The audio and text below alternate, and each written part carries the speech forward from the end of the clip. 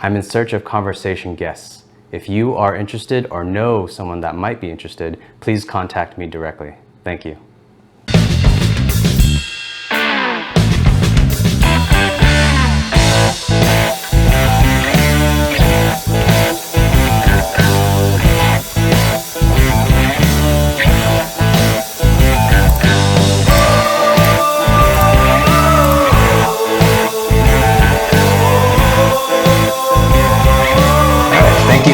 To the inaugural show. I need to think of a better start. I think I'm going for the inaugural show. I think you should keep this part. This is the gold. All right, we'll start like this. Okay, let everybody know what your name is. Thank you, Liem, for having me on your show. I'm actually excited to be here. My name is Emmett. I am a real estate expert here in Las Vegas. I'm an expert because I've been doing it for years now, and I kick butt at it. So it's good. It's satisfying. I've done a lot of things over my life, but this is a really great profession in that I get to help people generally get into homes and move on with their lives and do great things. So there's seldom a bad situation when somebody's buying a new home, or even when somebody's selling a home. It's usually a life move of some kind. So it's really, really gratifying work in that way. I don't know if that was your question, but no. Okay. Well, however you want with it. This is a long. That's what I do. This is a long format talk, so okay. Whatever floats your boat. Gotcha. So I'm a realtor in Las Vegas, and I specialize in residential real estate, which is different than commercial or land development. So there's different worlds of real estate. Once you get a Nevada license, you can do it all. But it would be hard to be an expert in all of those things. So, have you had clients approach you with commercial buys, and then or do you point it to something else, or how do you? No, well, I mean, I never try to point a client to something they don't want. But most often, the request I get that isn't a good fit is people always think they want to buy a piece of land and build a house on it. Which sounds great. It sounds like an American thing to do, that you should be able to just buy a piece of land and build a house. But unfortunately, the regulatory environment and the laws, the permitting, the costs, it seems to be not a tenable thing to do in Las Vegas since the 90s. I'm sure there's people that specialize in that.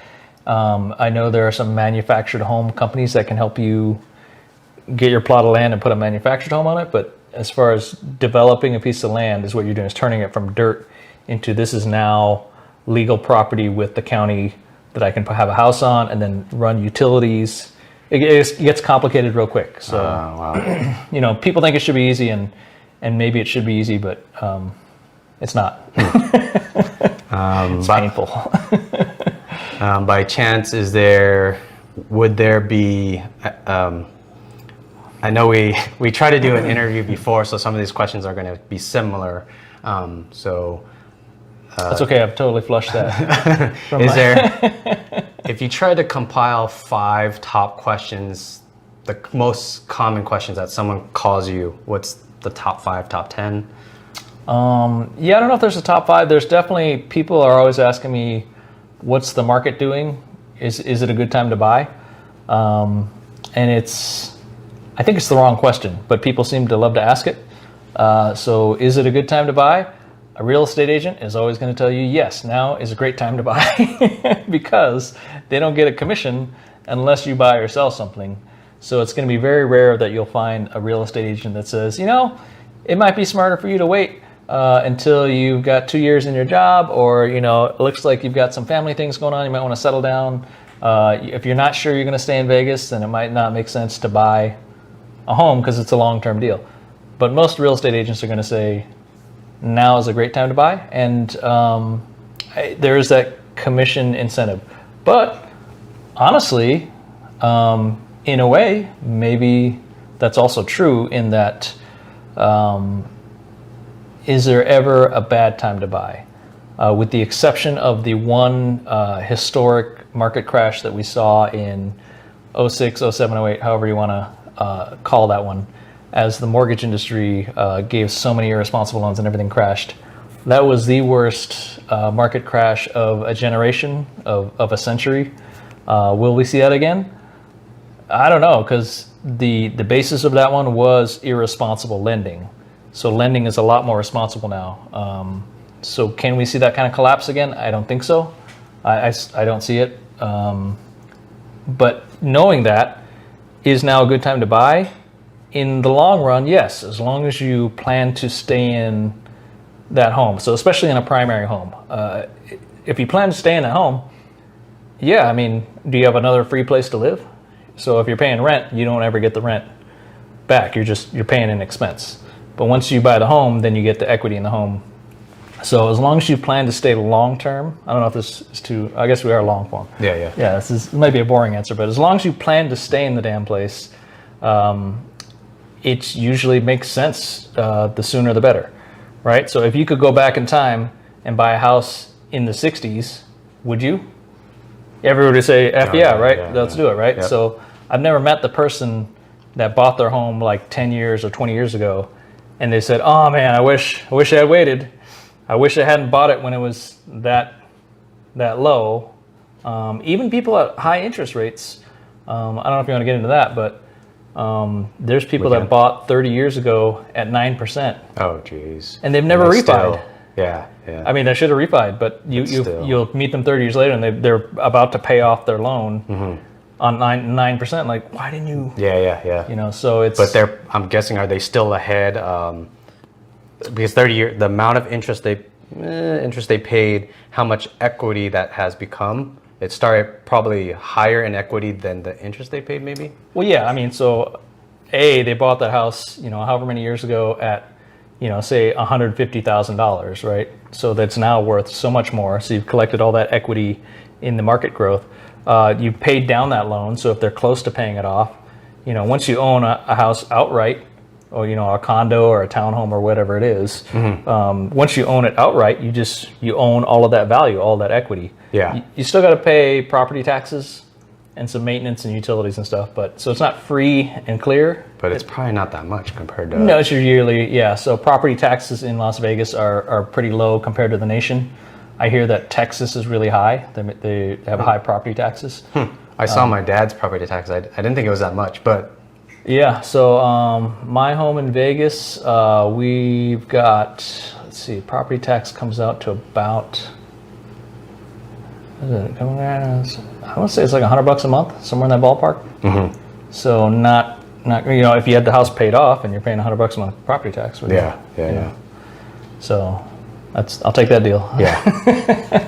I think sign me up. I'm going to backtrack to a point that I really think I think it's super important. I don't know if it's for most people, but you said people ask, is buying now? They're kind of asking, is buying now a bad time? But I think as a real estate agent, I think you told me before, a real estate agent's gonna, or you just said it too, the real estate agent will want you to buy. But if you statistically look through time, there's almost no bad time to buy. It's just when you choose to sell. If you choose to sell early, then you lose out because of the economy. That's your fault almost. Maybe, sure. Yeah. I think that's especially. I think that coincides with our conversation before, which was if it's your forever home. Also, that kind of almost is such a bigger factor than the timing of the economy. Which, as a real estate agent, you're not supposed to give financial advice, but statistically, it almost seems if you buy the house, stay in it, that's your forever home, you're gonna, I don't know probably 99% of the time it's gonna pay off. Yeah, in the big picture, home values in the U.S. go up over time. There's more demand for housing than there is housing supply. In the big picture, it makes sense. You never see anybody lose. Yeah. Even if you had bought in 1989, I could look at my parents had a house once down in Tirasana, down in San Diego. In 1989, this home they bought for like $259. Then they sold it, I think, at $358, like maybe 9 years later or something. So you would clear like $100,000 or something, right? Mm-hmm. So that's great. You made $100,000 in 10 years. That was a very hot market.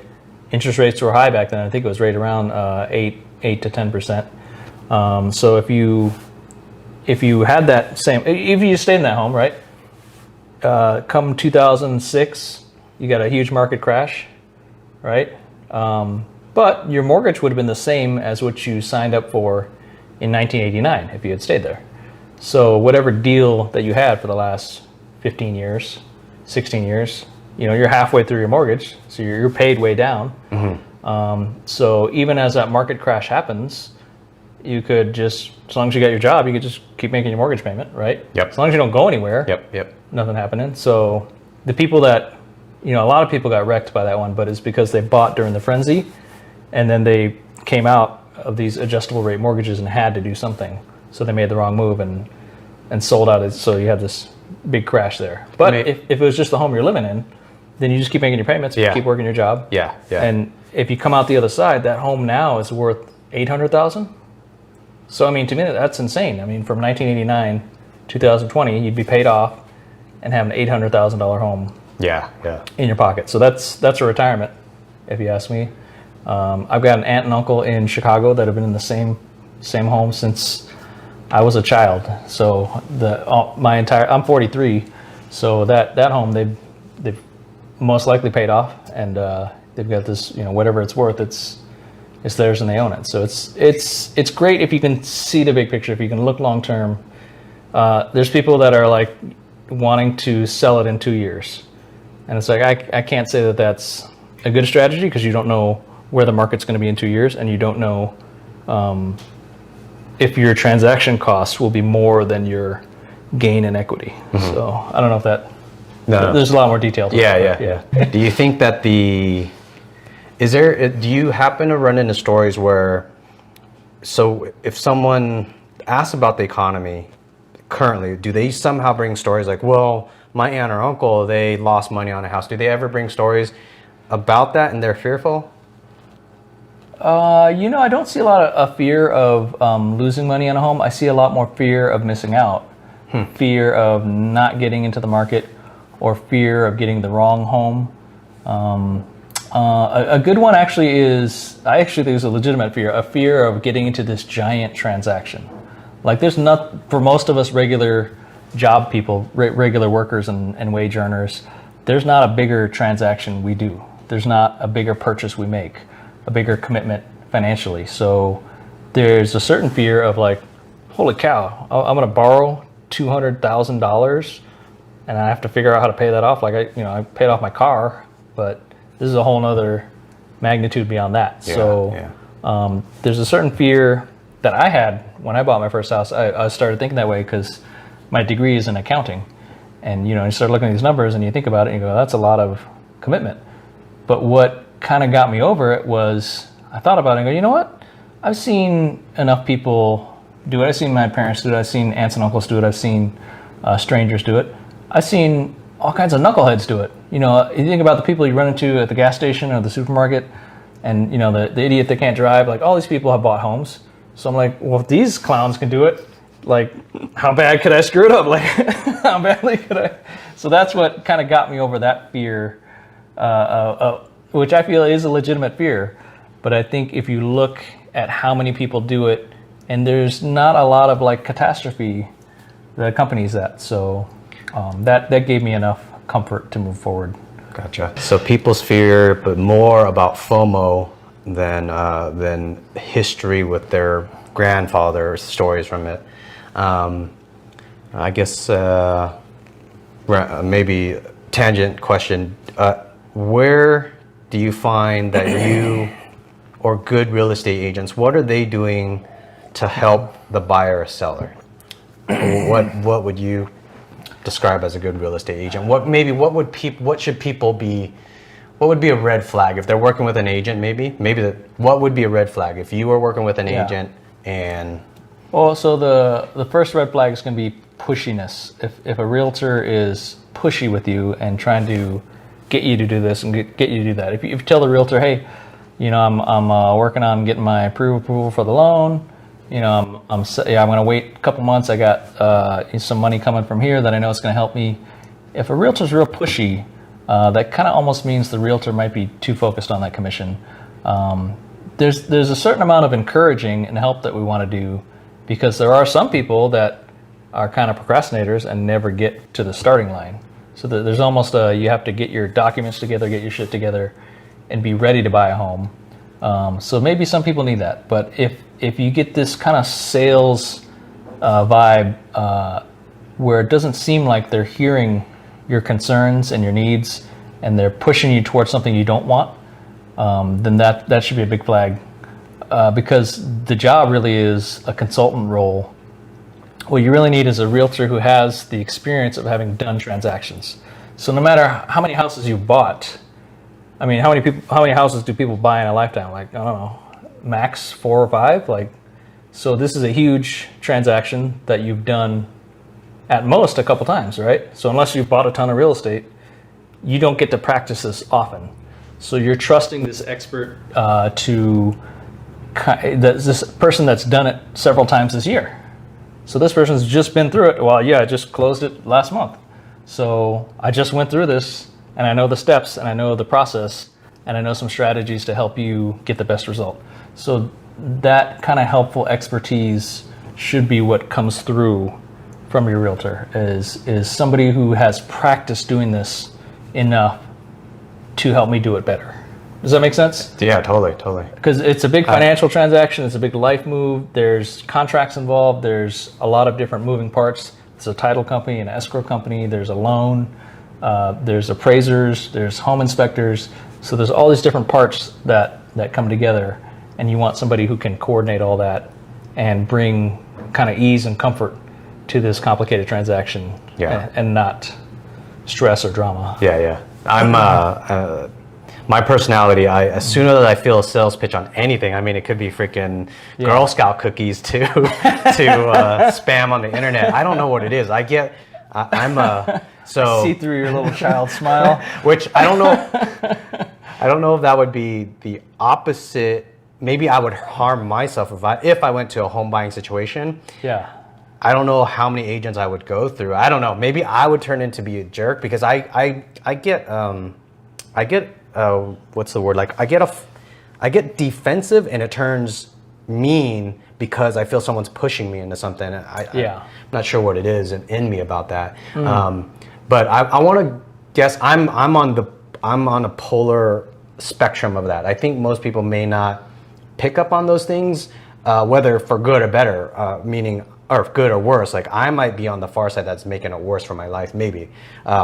But someone that can't pick up on a real estate agent that's trying to just sell, I guess, I don't know, would it be a stupid, I think it would, if a person goes in to buy a home and they know they want a 2-story, and then all of a sudden their agent's pushing a 1-story, that's probably a red flag to some degree. But is there something more subtle that maybe a person wouldn't know?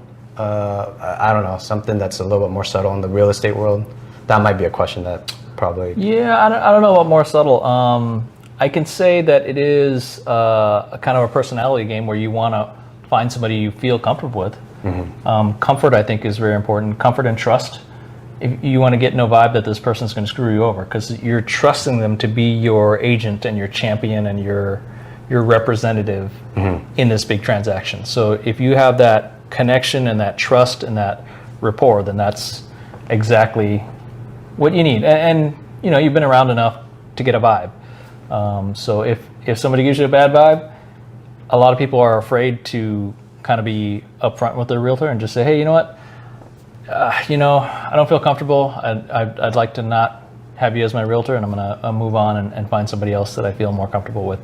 And they might give you a whole lot of grief or whatever. And it's like, hey, I just have to be, a hard, whatever, I spoke it over with my partner, and we'd like to try somebody else. Sorry, thank you for your help. It's tough because a realtor is a commission-only job. So this person, whatever time and effort they've invested in you, they end up getting nothing without that commission at the end of the transaction. So they might get angry, or they might feel entitled to something. But in the end, it's a risky profession that way. So it's a strange setup that kind of makes for strange results. Yeah. in certain instances. Yeah. So, but if you need to, just, and don't ghost them, because then they're gonna, the game is to follow up with you nonstop. So anybody that ghosts you, the realtor game is to keep trying, because sometimes people come back. So if 1 out of 100 people comes back, then it was worth keep trying to get them. But if you politely tell them, hey, you know what, I'd like to end our working relationship, and we're gonna move on in our own direction. And thank you. So and it's hard to do, but it's the right thing to do. What would be I'm going to bring up 2 topics. Try to put it might be confusing. I really on our unicycles. Our previous conversation that we had to scrap because of audio issues. You mentioned we talked about going through what a person, when they call you, what's the first question? What's the steps they talk to you? What are they looking at? And I think you also mentioned a lot of these people have already spent many hours looking at Zillow. So kind of what would you suggest that they do that, or where in their Zillow search or whatever website they're using to look at houses, when should they contact you? What's a good point? When should they know that they should move forward, or what's? Everybody's different. There's all different people in all different shapes and sizes and different personalities and different situations in life. Generally, the sooner you talk to me, the better, because I'm not gonna pressure you to buy tomorrow. I'm gonna, whatever spot you're in, I'm going to say, okay, well, if your plan is to buy, these are the things you need to do to get ready to buy. Yeah, and same thing with selling. We've got a listing right now. The gal was awesome at contacting me, and I said, hey, here's the smart things you want to do. You want to clear your place out. You want to clean this place, make it as vacant as possible, because if you get all your stuff in here, it's hard for people to imagine their couch over here and where they're going to put their bed. If they see your things and they see the picture of your grandmother, they're not going to think of it as my house. They're going to see, somebody nice lives here. Yeah. So it's a weird mental game. But wherever you're at, you can always ask for advice on how do I get from where I am to where I want to be. Right? So it's 2 sides of the same coin when you're buying or selling, but each can benefit from a lot of prep work. The more prep you do, the better the result can be. So on the buying side, you really got to get your loan ready before you can buy a house, right? So giant financial transaction.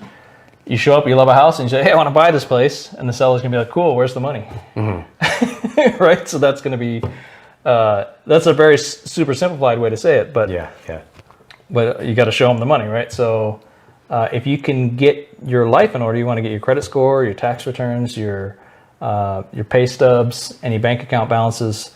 Those are the kind of things a loan officer is going to want to see, because the bank looks at you like a risk. They're like, hey, we're going to loan you $200,000. What are the chances you're going to pay it back, or the chances you're going to fuck off and do something stupid, right? Yeah. So that's why they're looking really hard at your credit score and how much money you got and how much income you've got, right? So they're calculating you as a risk. Is this a good person to give a loan to? So once you've presented a great picture to a lender, then you can get a pre-approval on a loan. And with that pre-approval letter, you can now go shopping. And if you find a house tomorrow that you love, you can make an offer on that house based on your pre-approval amount. And, you can start the escrow on the process. Yeah. That way. I don't know if that was your question. No, not our last conversation, you mentioned, I think, a great point with the credit, when people should or shouldn't use their credit. And I'll let you answer that if you remember the answer. And then the question correlating to that,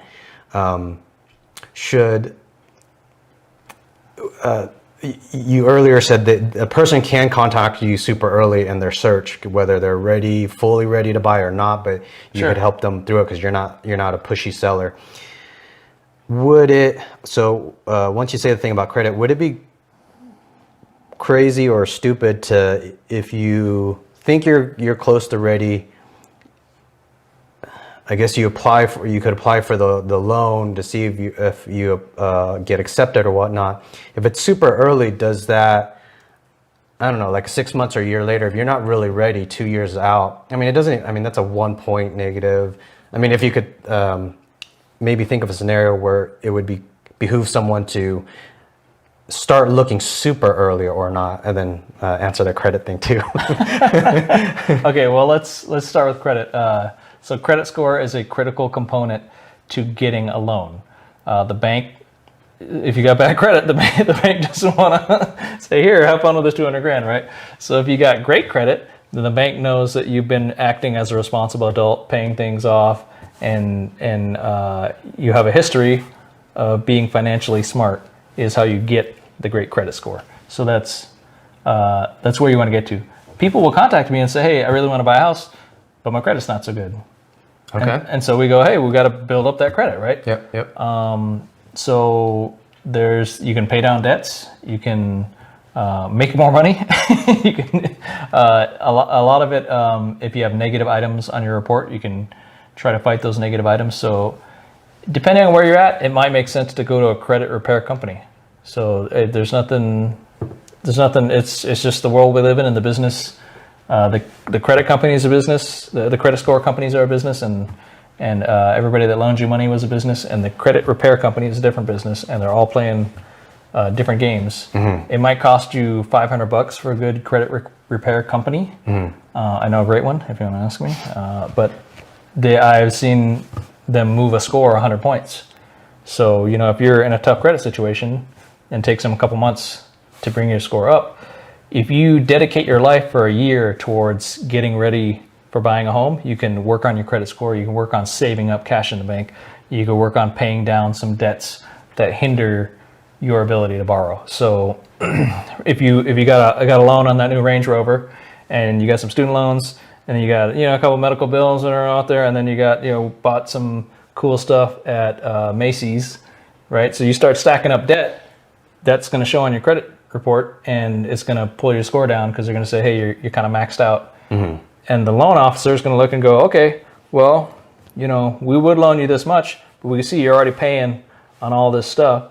So if we subtract out all your monthly payments, assuming you make those, and we know you got to buy some gas and some food and Starbucks and stuff, so that gives us about $18 left a month that you can pay back on a loan. So they're doing a backwards calculation there. So credit score is something you always want to work on. And it's interesting because it's something that once we become aware of it, we're kind of always trying to work on improving our credit score.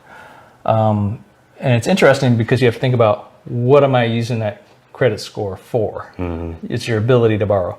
So what happens is a lot of times people will get to the point where they're going to borrow some money for a house, and they go, oh, I don't want the loan officer to pull my credit because I know that's going to ding a couple points off of it.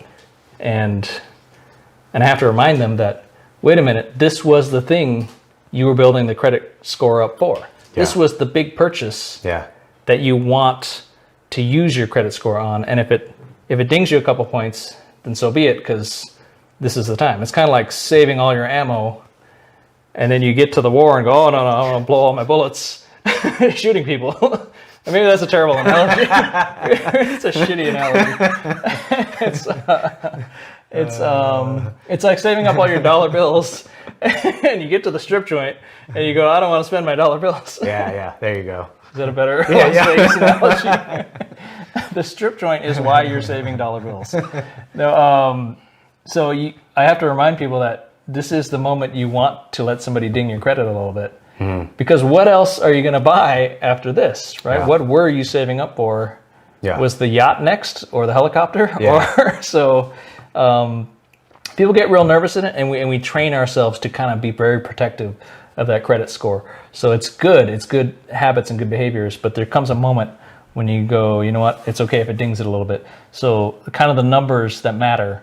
In general, if you got right around 680, a lot of lenders will give you a good loan above 680. You come below 680, 650, it's not that you can't get a loan anymore, but then these become loans with higher interest rates and higher fees and penalties. So in a loan, there's several variables that can move around, and you want to max out the deal you're getting on this giant financial transaction. So that stuff's easier for me because I have an accounting degree and I'm always thinking about numbers. It's hard for a lot of people because if that's not something you're comfortable with, it's hard to wrap your head around a new math formula, right? Yeah. So it's good to study that kind of stuff and good to understand that transaction because this is your big one, right? Yep. So if everybody could learn about mortgages and home buying, when you get there, you feel like I get it, right? Yeah. Yeah. So 680 is kind of a number. If you can get up to about 720, 750, those are going to put you into the best loans. Some people will have 800 credit scores, 830 or something. You can get these really high credit scores. But an 800 score is not going to get a better loan than, say, the 720. Yeah. So at some point, the bank maxes out and goes, hey, you're good. Like, we'll give you our best loan. Seems like that information seems so fantastic. Where do you think most people kind of know about that? Or I don't know. Do most people happen to know about that? Or I think if they experience it in some way, right? It almost takes experience. So they probably would have already had to buy a home. That would be but the very first home you probably don't know about that. Yeah, or or if you go to the sorry, no, I'm gonna move. I've been noticing this is off center the entire time. Shit, we gotta start over. Yeah, I mean you could go buy a Lexus and they'll tell you if you qualify for the great Lexus loan, right? So car loans are very similar in a few ways. But they're still an order of magnitude less than a home loan. And a car loan can be 5 years. I hear nowadays 6-7 years. So you can get a car loan, but a home loan is a 30-year loan. So it's a much longer commitment on a much bigger amount. It's the whopper. So I think most lenders, even down to a 580, we can find you some kind of loan at 580. But honestly, if you're at a 580, I'd almost say spend some time working on yourself, work on your financial picture, get yourself into a better position. It's almost like you want to borrow when you're in a strong position, not when you're scraping. Yeah. Unless it gets you in. I mean, yeah. So if it gets you into that condo, and now you're getting equity on your condo instead of paying your apartment. Yeah. And here's the other great thing. Say you scrape in on a 582 and you get a crappy loan that you're paying a little bit higher interest rate than everybody you know. But say a year, you've worked on your credit and you followed all the right things, you paid down your debt and you get smart and you're doing great, then you can refinance. There's some cost to refinancing, so you don't want to be refinancing all the time. There's a cost to getting that loan, somewhere in the 4,000 range. To get a new loan, because the bank has to hire people, right? Somebody's working on it, right? They got to keep files, they got to keep computers, they got to keep all that secure. Got to have a physical building. They got to have the marketing to get you to use their loan. So there's a cost to the loan. There's a escrow company and a title company. All of that. There's a cost to doing that business. I wish it was easier, but it's kind of the way it is. So I don't know if what was the original credit question? Where they use it, and then if somehow they searched a year ahead, I don't know. This probably doesn't even make sense. Someone That's a good question. is saving up money, and they know they're going to be on target maybe a year later, and they start looking at houses, and maybe they're not fully sure if they could get the loan, so they go for the loan, they get the ding. But I don't know. Is there a scenario? Does that? Yeah. Okay. So the credit score is important to the loan, and it's good to maximize it, good to work on it. When you go to do your loan application, they're going to do a hard pull on your credit, and it will knock a few points off your score. If you know your score is 723, then you want to be very careful that pull doesn't put you at 719. Oh, it's that hard of a. Okay. I'm just throwing numbers. I'm not on that end of it. Yeah. But what you want to talk to your loan officer and say, hey, will this hard pull knock me down a tier, right? Okay. If you're at 783, they're just kind fuck it, okay, right, whatever, right? Yeah. If you're at 705, cool, whatever. Yeah. Right. So, and I believe, if I understand this correctly, you could do a hard pull on a loan application, and then in 30 days, you can go shop around and do a couple more hard pulls of the same type. Yeah, and it'll just count as one. Yep, that's what I've heard. I don't know if that's true. Yes, yeah. So I don't quote me on that, but that's my understanding of what it is if you're going to do your loan shopping. Also, what you can do is if you got a loan and you don't like it, you can take the offer to another place and say, hey, can you beat this without pulling my credit? I know they told me, I know my score is 683. You know, can you beat this based on these numbers, based on what I got? Yeah. So you can shop it without doing a hard pull again and again. So those are important things to know as far as your credit. A scenario for shopping around ahead of time. It is helpful to have a general knowledge of your market. The danger I don't want is very easy to shop for homes and go, man, I don't want this mansion. This is beautiful. You know, this is awesome. $2 million. Yeah, like who doesn't want a 5-car garage, right? Like, so the danger is you start seeing these awesome homes and you go, man, you know what? I could really love this home for $300,000. But you don't know yet if you're going to qualify for $300,000 worth of loan. Mm-hmm. You know, if you qualify at 280, does that put you in a different kind of home? Mm-hmm. That's not a huge difference, but on some level, every tier you go up, every significant amount of every 50 grand or whatever, you're in a whole other class of homes or different areas because of the way the pricing works. And interestingly, with so much internet, Zillow, Redfin, Trulia, realtor.com, you know, all these sites, there's so many, but with all that information out there, it's actually become such an efficient market because thousands of people are also looking. And if there's a home that's priced too low, somebody's going to grab it. If a home's priced too high, people kind of get that feeling because they've all been able to look at a whole bunch of homes.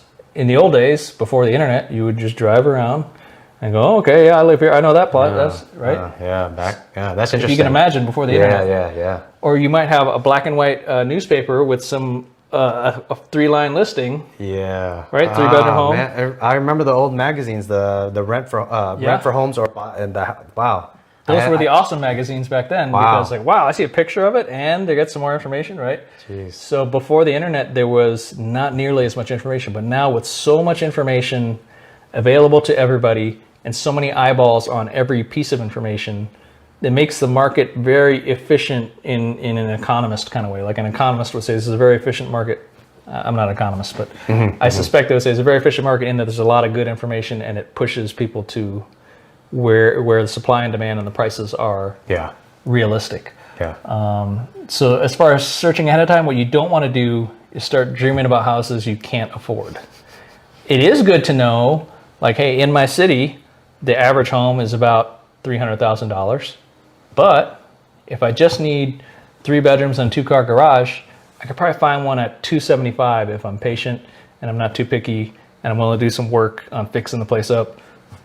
Excuse me, you know, if the yard is trashed, I can clean up a yard, right? So you can get a broad view and go, hey, look, if I go down to 200, I can get an incredible condo, like a luxury condo with more square footage, right? So as long as I like living in a condo, it's like a luxury apartment life on some of these condos.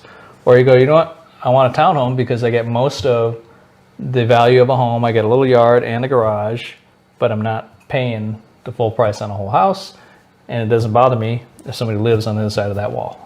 So, go ahead. So yeah, so it does help to understand what's out there. Yeah. To kind of go shopping, but you want to look at it informationally. You don't want to look at it in a dreamy, wishful way. Yeah. You want to look at it analytically. Yeah. Which is hard to do for most people. For probably I'm guessing, correct me if I'm wrong, I'm guessing some of the potentially easy steps is, so like you're saying, go in your market, see what's available, and then you do those loan calculators and start looking at how much the house that you want, how much is going to cost per month, and then you or anyone should be able to look at their finances, hopefully know that they can afford that per month through their liquid assets per month. Yeah. Liquid your paycheck. Your monthly income. Yep. If you're seriously thinking about it and you don't know where you're at, just go to your credit union or your bank and ask to talk to a loan person. And you just go ahead and apply and run the numbers and say, you know, I know I'm not there yet, but what would I qualify for today? And they'll do the math and they'll give you like, okay, we'll qualify you at 220. And you might say, you know what, no, I can't buy anything I really want at 220. And you say, okay, what would I have to do to get up to 280? Mm-hmm. What are some things, based on you checked out my financial picture, what could I work on? And they might say, oh yeah, if you pay off that credit card, and if you sell your Range Rover and buy, drive an old used Corolla, that's the smartest thing to do, right? Like you could, because once you're driving an old used Corolla, that doesn't show as a loan. Yeah. It doesn't show you've paid off your Range Rover, so that shows as a positive. Yeah. And now you're saving so much money on the Corolla.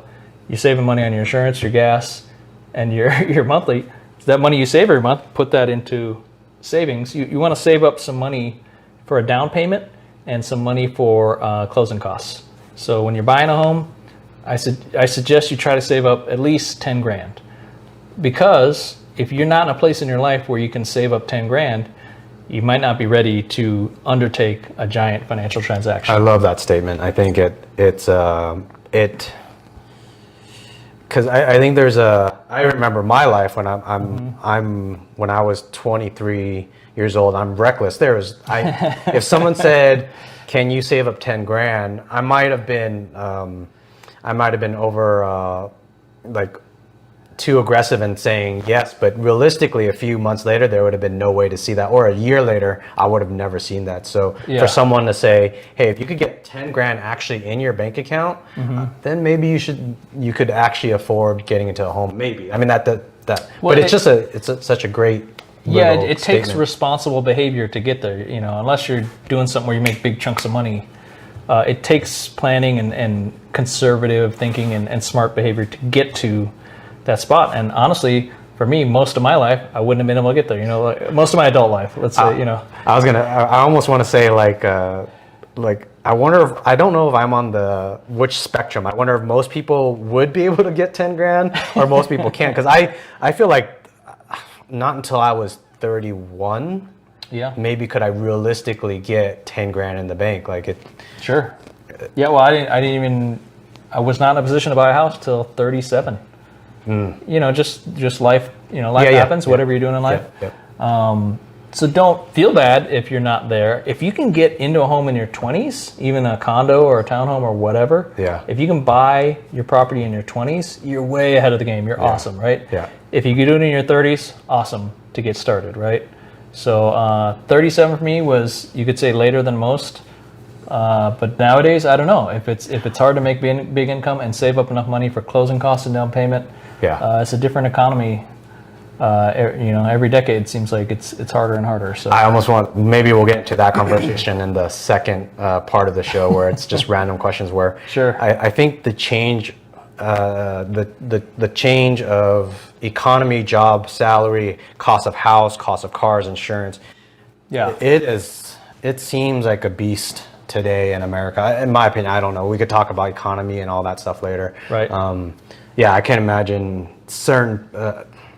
If I was 21 right now, some of the history that I had going to work, how much I made trying to get 10 grand in the bank at the age of 21, 24, I had a hard time back then, and the economy probably was better. Yes. Compared to, I don't know if I want to say the economy, but we'll discuss that. It's because you were buying more computer parts back then. No. More graphics cards. All right. Tell me, if we talked about it last time, tell me the steps if someone calls you, kind of just general steps when they call you, contact you, what's the steps that they go through, kind of maybe all the way up to buying a house. I know that's a lot, but maybe throw in some of the general steps that happen so that people listening to this, So what's the roadmap to buying a house?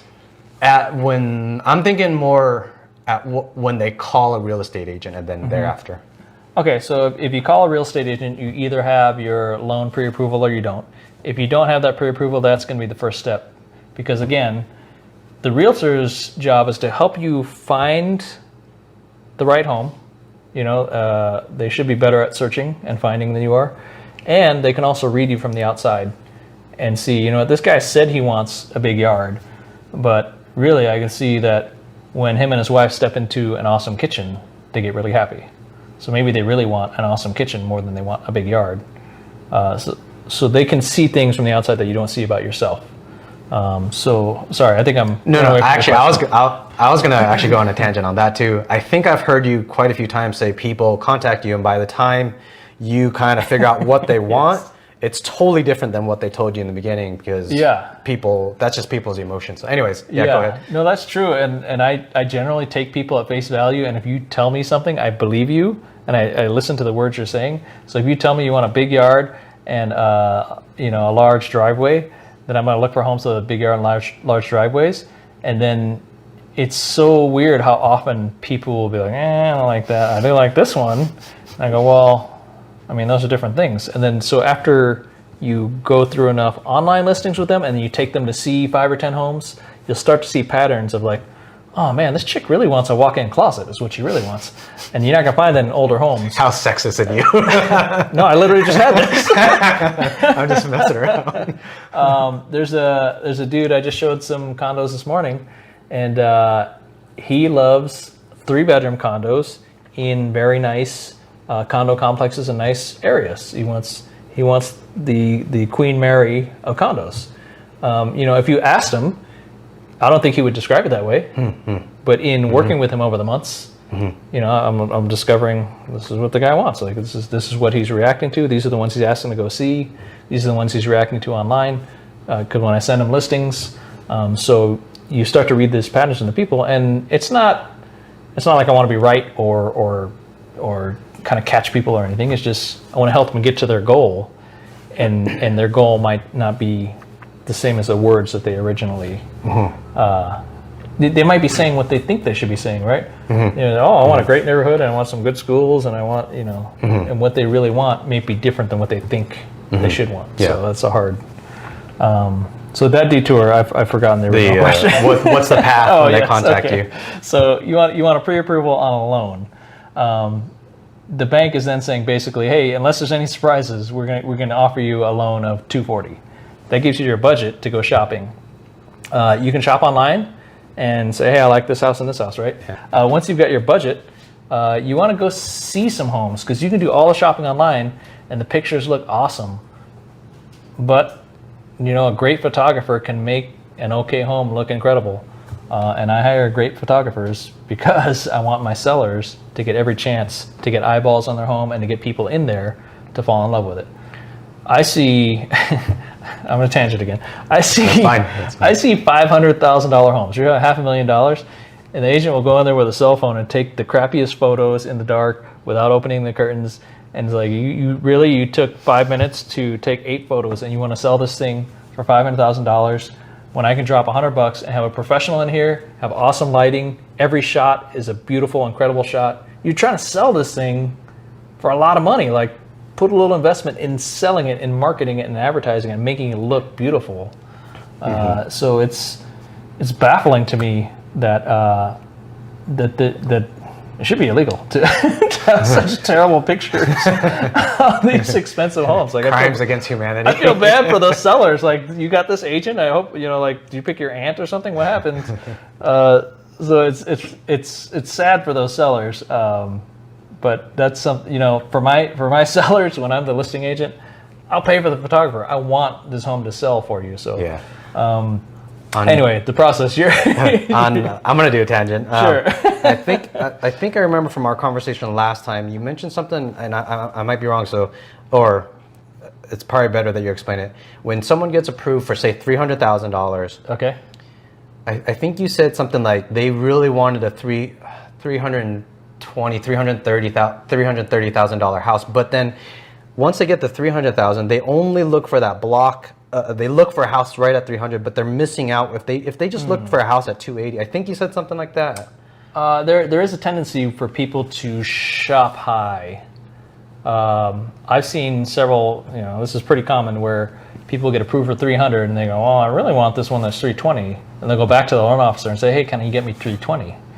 And sometimes the loan officer can push and stretch that up, but I don't recommend it because now you're stretching your financial ability. You're making bigger mortgage payments, and is that really what you need? They call it being house poor, right? To put everything you got into the house and then just eat macaroni and cheese. Yeah. I love macaroni and cheese, but not every night. So there's a strange human tendency. Once you get that budget, people will try to get as much as they can or over it's almost like credit card spending, really. I mean, because credit card spending is spending money you ain't got, right? So I want more. I want more than I can get, more than I'm supposed to get, more than I can have. So there's a human.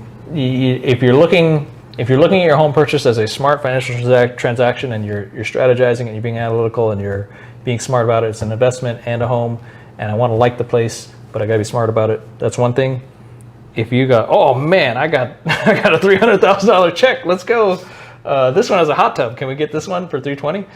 That's a different attitude towards buying a home, and which one sounds smarter. But So anyway, whenever you get your pre-approval, say it's $240,000, you really want to limit yourself to $240,000, right? And say, realistically, what can I afford, right? If I can't get an awesome house right now at $240,000, then you go, well, I mean, I still got to pay rent.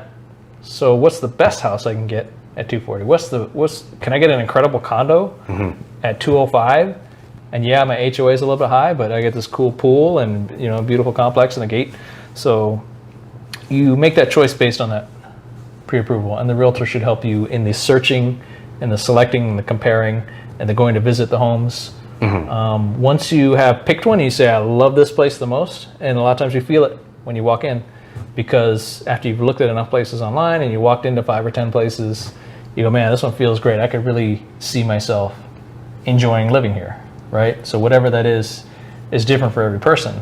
And it's hard as a realtor. I want to detach my personal likes and dislikes. I've helped people buy places that are like, man, like I wouldn't live here if you paid me. Like, not just neighborhoods, but just like weird houses or whatever the situation. Like I can't relate to it, but I have to separate that and go, you know what? Look, this person's really happy. Like, I want to help this person. And of course, I'm really happy in my home. I have to realize that there's different flavors for everybody, different preferences and different tastes. So it didn't take me long to do that, but initially you have to separate your own, I don't want to say prejudices, your own inclinations and preferences. So once you've selected a place, now it's time to make an offer. So you've got your pre-approval. The realtor is going to write up a 10-page contract. So here in Nevada, it's a standardized. You don't have to use a standardized, but it'd be very irregular not to, because we're selling homes every day, and there's a whole profession and a whole industry and a whole regulatory structure, a whole governing. There's a Nevada Division of Real Estate. So there's a whole world built around, hey, we know how to do this transaction in a safe and efficient way. So you can do real estate outside of the common way to do it, but you're really making it difficult for yourself, right? So you could design your own computer case and your own connections between your RAM and your motherboard, and you could use different voltages. You could do all that, but you're making it really difficult when if you just use the pre-plug, plug and play, right? Yep. So the plug and play is the best way to go. You went down a dangerous path with computer parts, talking to a computer guy, but no, I think everybody understands. That's right. If you want to do everything on Laserdisc. So the realtor should be really good at helping you write up a 10-page offer that lines out, this is how much I want to pay for it, this is what my loan's going to look like, I'm going to need this much time to do a home inspection, this much time for the bank to do an appraisal. So there's a bunch of details that you're kind of negotiating the details of it. The biggest detail to the seller is how much you're going to pay, right? So if somebody's asking for $300 on a home, you can offer them $300 and they'll probably be really happy. You could offer them less than $300 and they're going to have to think about it and go, I just listed it last week. I don't know if I want to go down to $290. I'm going to wait and see if a better offer comes along. Thank you. If nothing comes along in a month or two, I might be calling you back and seeing if you're still around. But that's hard too, because that person might have bought a different place. Yeah, yep. So it's interesting because there's so many tract homes that there's substitutes everywhere. There's trade-offs, but there's a lot of options. Yeah. So it's a timing game. Your realtor should know if it's a super hot seller's market right now, like, oh my gosh, people are fighting over homes. These homes are flying off the market in 5 days. You could offer them low at $290, but I would actually recommend a full price offer just to get that home There's some negotiating strategies. You could, hey, why don't you offer them 300? I know that's more than you want to go, but how about we ask them for 5,000 in closing costs help, so the seller can give you back 5,000 in escrow. And what that'll do is the seller feels like, hey, you know what? I got what I was asking for. What more can you ask for? And this buyer, they need a little bit of help. I'll help them out. I'll give them $5,000, and I feel like a great person. I'm getting what I want, and I'm being a wonderful, charitable. Everybody's happy, hunky dory. So there's some strategies to how you want to write up your contract. I don't want to give out all the secrets because I know the other realtors are watching watching my secrets. So negotiating that contract, now once the offer is accepted, you go into escrow. Mm-hmm. Escrow is a middleman, is a company that will collect all the documents that are needed, and they'll check all the boxes. Is the loan stuff coming in? Is the title clearly, does the seller really own this place? You inherited this from your mom back in 1974? Is it clearly in your name? Oh, you divorced a guy in 1987. Is there any dispute? They call it a cloud, right? Is there any cloud on this title of who owns it? Mm. So there's a lot of different moving parts that the escrow company is coordinating like a hub. Yeah. So the realtor should be a great facilitator in communicating with all the different parts. And if escrow says, hey, we're missing this, the realtor should be, hey, I'll talk to that guy and get it for you, right? So the realtor should be unafraid to help facilitate and coordinate. I've done it where a loan was all done and they couldn't get the docs over to escrow because the courier stopped working at 3 p.m. and it was a Friday. It was a couple years ago, and they're like, well, can I just run over and pick up this and bring it over? Like, yeah, you totally could. We never had anybody do that. I'm like, why not? Like, should we just screw everybody up while I'm sitting here and I get mad about it? Or could I just drive over there and take the documents to escrow? I'm like, yeah, you could do that. So that's what you want in a realtor, somebody who is fighting for you and fighting for the transaction, because the seller wants to sell the place, buyer wants to buy the place, the listing agent wants the place to get sold, buyer's agent wants the buyer to buy it, because agents don't get any commissions until the place sells, and nobody gets anything unless the place sells. If the whole thing falls apart, everybody's wasted a whole bunch of time and effort and money screwing around. So, yeah. So once you're in contract, everybody should be on the same page. And I don't know if this is too much of a tangent, but once in a while, maybe, I don't know, 1 out of 20 or 1 out of 30 agents is a real combative person, which I don't understand. They're going into it like, this is a hard-nosed negotiation. I'm gonna win and I'm gonna beat you, and this is how it's gonna be. Nope, I don't care. I've been doing this 30 years. This is where we're gonna. And it's like, well, don't we? I mean, I know we're on different sides of the table, but don't we want the same thing to happen? Aren't we all trying to get to the same place? Yeah. In this, I don't know if I'm babbling, but this is my frustration. Should we all get to the same place? So there's a listing agent I'm working with right now. Super cool dude. If there's any issues, we just call each other like, hey, what's up, man? Like, and I wish they were all like that, where it's not even formal. We've broken through formality so quickly because we get it. We're like, hey, we all want the same deal. Like, let's make it happen. Like, what do I got to do? So it's really cool when that happens. I got one last question before we go into the online questions that people sent. Yes. I think you made a really good point. Crowd looking at this. Sorry. On the previous recording, you said where the real estate agent, the cut is from, I think, the seller side. So then the person buying the home should contact a real estate agent. If you could put that in better words, there's nothing to lose on their side. So how the commissions work? And or what is the incentive for the buyer to contact you, or what do they not lose per se? Okay, you could technically go buy real estate without an agent. Most often in Nevada, and in most places that I'm aware of, the commission that goes to real estate agents is paid by the seller. So the seller is selling this home, and they're presumably going to make some profit. Take some little bit of that profit to pay these agents to facilitate and work the whole thing, right? Hey, you do all the work, and you're an expert at this. You can get people in here to buy the place. If you see people try to for sale by owner, it gets real tough. It's real hard. It's real hard for them to sell the place. They're not in the industry. They're not marketing it in the right places. They're not listing it on the MLS, which is the realtor database. All of those portal sites, Zillow and Redfin, they're pulling data from the MLS. So you're not showing on any of that stuff. You could get real lucky and sell it to some guy who says, here, I got $500,000 cash that you wanted.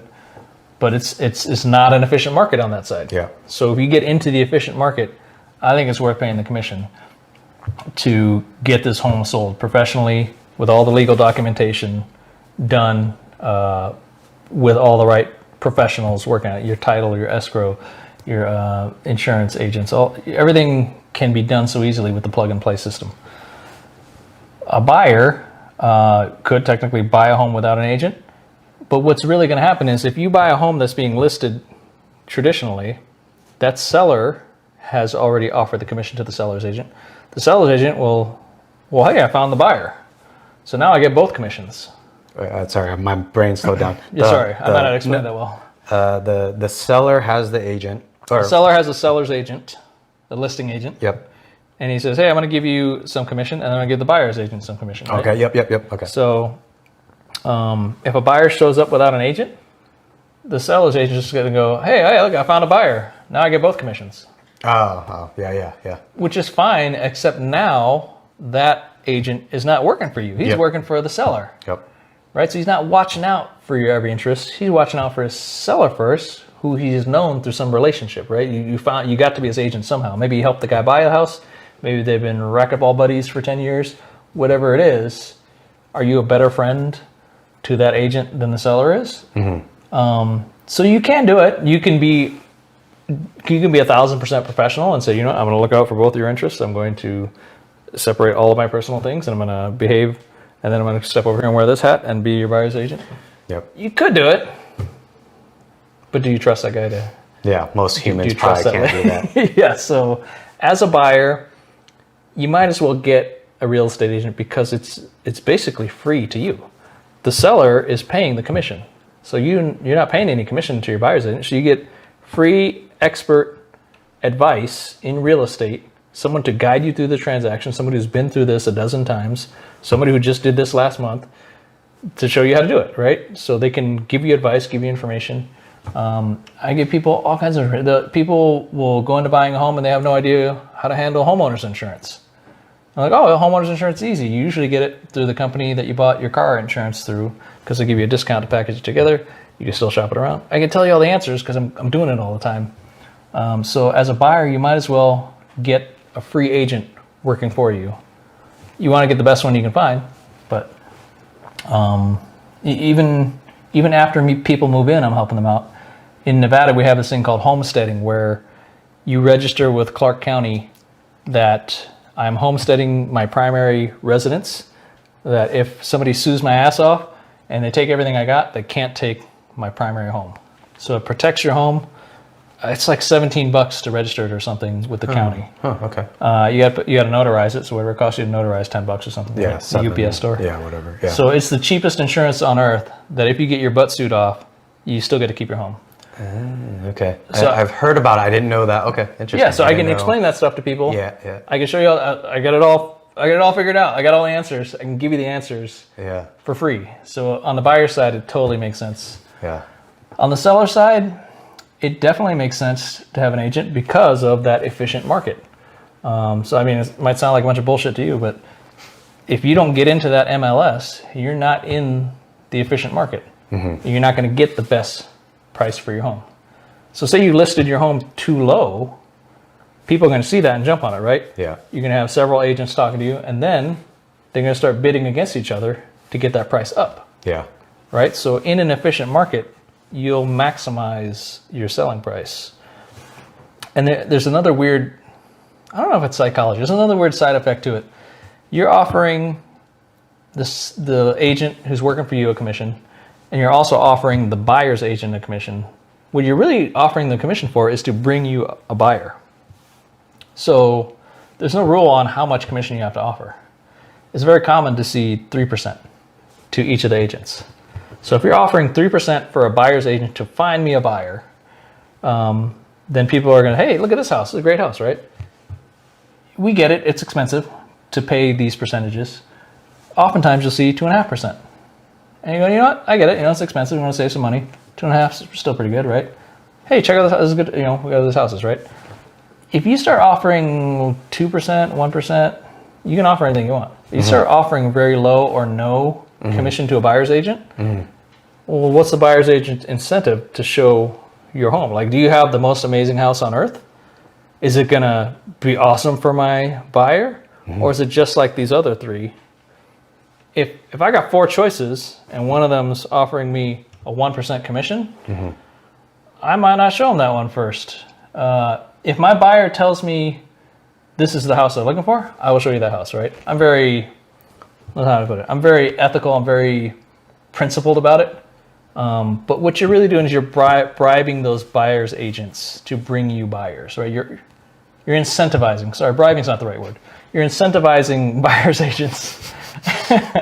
I'm trying not to paint us as a bunch of dirty salesmen, because we're not. Incentivize and bribe it's almost the same. Anyways, go ahead. Yes, most realtors are great people that really want to help you get into a home, and me more than most. So we really want you to get into the home you want. To me, I don't put the commission first. I want to help you get into a great life situation. If everything works out great, I get a check at the end. Awesome, right? So I would rather not make money on a deal than to have an unhappy client, because the client is my goal. But what I'm saying is that there's a reality to that commission percentage and a reality to the money, because at the end of the day, a realtor does have to make some money to pay his bills, pay for the gas, to drive around, look at homes, right? So there's expenses and costs to being a realtor and to being in business. You got to pay your broker to have a desk at the office. You got to pay to, there's requirements to running a business, right? So there's got to be a physical building. There's costs. In fact, realtors have to pay realtor associations. They got to pay for your state licensing. You got all these dues that come every year. So you're in a couple grand before you even make a single sale in Nevada. So I'm sure it's similar in other states and different in other places. But the point is, it's worth it to get a real estate agent. Especially if it's free and you get the real estate agent on your side. Well, like that computer analogy, you can do it 1,000 other ways. I mean, are you going to beat the plug and play system that you could max out if you know what you're doing? Yep. All right, we're going to jump to some of the online questions. There's Yippee! 4. Are they all from bikini models? I don't know. I didn't ask them. Their profession. My OnlyFans. This person asks, home inspection, plumbing, electrical, roof, etc. How does the condition of a home factor into the price of a home when compared to the comparables in a particular neighborhood? Compared to the comparables in a comparable neighborhood. Are they talking? I'm not even. I wonder if they're talking about the neighborhood. Condition, and then I think. Well, yeah. So I mean, most homes these days are tract homes that next to your house is a very similar house, and in your neighborhood, it's going to be like 10 houses that are exactly the same house. Same floor plan and everything, right? So the chunk of homes that you're in were probably all built in the same year, right? So they typically will have similar conditions of electrical, plumbing, etc., because they were all built in, say, 2008, and after 12 years, this is typically, your plumbing's probably still holding together. Might have been a toilet leak. There's random stuff that happens. It's in the older homes that you'll see differences in those utilities and roof condition. So over by the Stratosphere here in Las Vegas are some older homes from the 60s. It's really hard to find homes from the 60s in Las Vegas. Most of the growth has happened in the late 80s and after, right? So you're really hard pressed to find even a 70s home. Like go find a 70s home. There's not a whole lot of them out there, right? But if you're looking at a 60s home, they're way smaller homes with bigger yards, different building materials, different times, different craftsmanship. You might see some cinder block walls, but what's 1960 to 2020? We're almost 80 years. So if you're talking like, say, call it 70 years of people living in there, wear and tear, you could have wildly different conditions. Ah, okay. Right? Yeah, so has this roof been redone recently? Yeah. So a roof lasts, 20 years or something, right? Yeah. Is it an asphalt shingle roof? Is it the tile roofs? The tile roofs will last a lot better. They're kind of Spanish tile looking. Those are actually made out of cement. So those last a lot better. So the older the home is, the more difference you're going to see in the condition. And how does that affect the home? It's going to affect the price, right? Would you pay more for an awesome house or for a beat up one? The thing that factors in there is flippers, where somebody will buy an old beat up home and they'll go fix everything and renovate it. And I actually think that's a good deal, especially if you love older neighborhoods with different styles. You can get a home with a bigger yard and get everything redone on the inside. They're going to fix everything that's broken and update everything to modern and beautiful. Yeah. Bring up the value of that home, bring up the value of the neighborhood. I think it's awesome. Yeah. No bullshit. I don't know on that the flipper. I've watched quite a few house flipper TV shows. My theory, and I could completely be wrong. Yeah. I theorize it's in the business for the flipper to use the cheapest materials to get by. Not always the cheapest, but that's why I theorize going into buying from a flipper, you're seeing things that look nice, but you don't know. But that's my theory. You don't know if it's really good quality stuff underneath of it. But that's a different conversation. That is something to be careful about. Well, there's two things there. One is you got to be careful with TV shows. It's as much as they call it a reality show, their goal is to make it entertaining. So I think if the house is in bad shape, they're going to accentuate the bad shape, right? They're gonna show you the pile of junk. They're gonna maybe throw some rats in there. Yeah. Whatever they do to make the show entertaining. Yeah. But something like replacing a water heater, there's almost not a bad way to do it. You either got a new water heater or you don't. So there's certain things where everybody's getting the cheapest water heater they can find. So the thing will probably last 7 to 10 years, right? So if you got a brand new water heater, cool. So that's kind of undeniable. Does it work? It's not leaking. It's making hot water come out. So there's certain things that are not cheaper or not cheap. Right? They'll focus on the kitchens a lot because kitchens will sell homes. But if you can see a quartz countertop and a new sink and a new dishwasher, like those things, it's not going to be the most expensive. It's not going to be a $3,000 dishwasher. But hey, you just bought this. Like it's new. Like it's a new. Okay, so it gets into people's psyche, I think. Yeah. So I would say, yes, you want to watch out for cheap materials and workmanship, but considering how old that home was and how beat up it was, you're probably still way better off. Yeah. So. All right, next question. What is the process of a FHA loan? The process. So an FHA loan is the Federal Housing Administration, I believe. It comes from this, that if you want to get a loan from a bank or a lender, they typically want you to put 20% down. Because they say, hey, you know what? We're going to loan you this big old pile of cash. We don't know if you're going to run off or if you're going to fail to make your payments and we'll have to foreclose or something, right? But if you put 20% down, we know you're pretty good. We know you've got some skin in the game, as they say, right? You've got some of your money in it.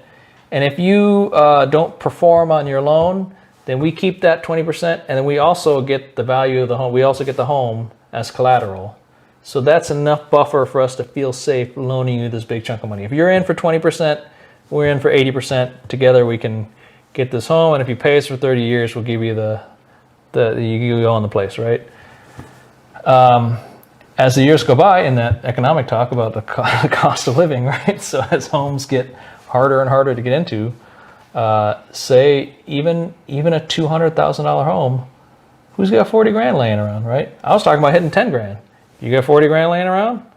Okay, I do, but it took me a long time to get here. It took me a long time to get the 40 grand. Certainly when I was younger, I did not have 40 grand laying around. I was driving a Dodge Neon and sucked up most of my spending money. Anyway, the FHA loan is a modification on that, saying that, okay, we get it. 20% down is a whole lot of money. A lot of people are not able to reach that.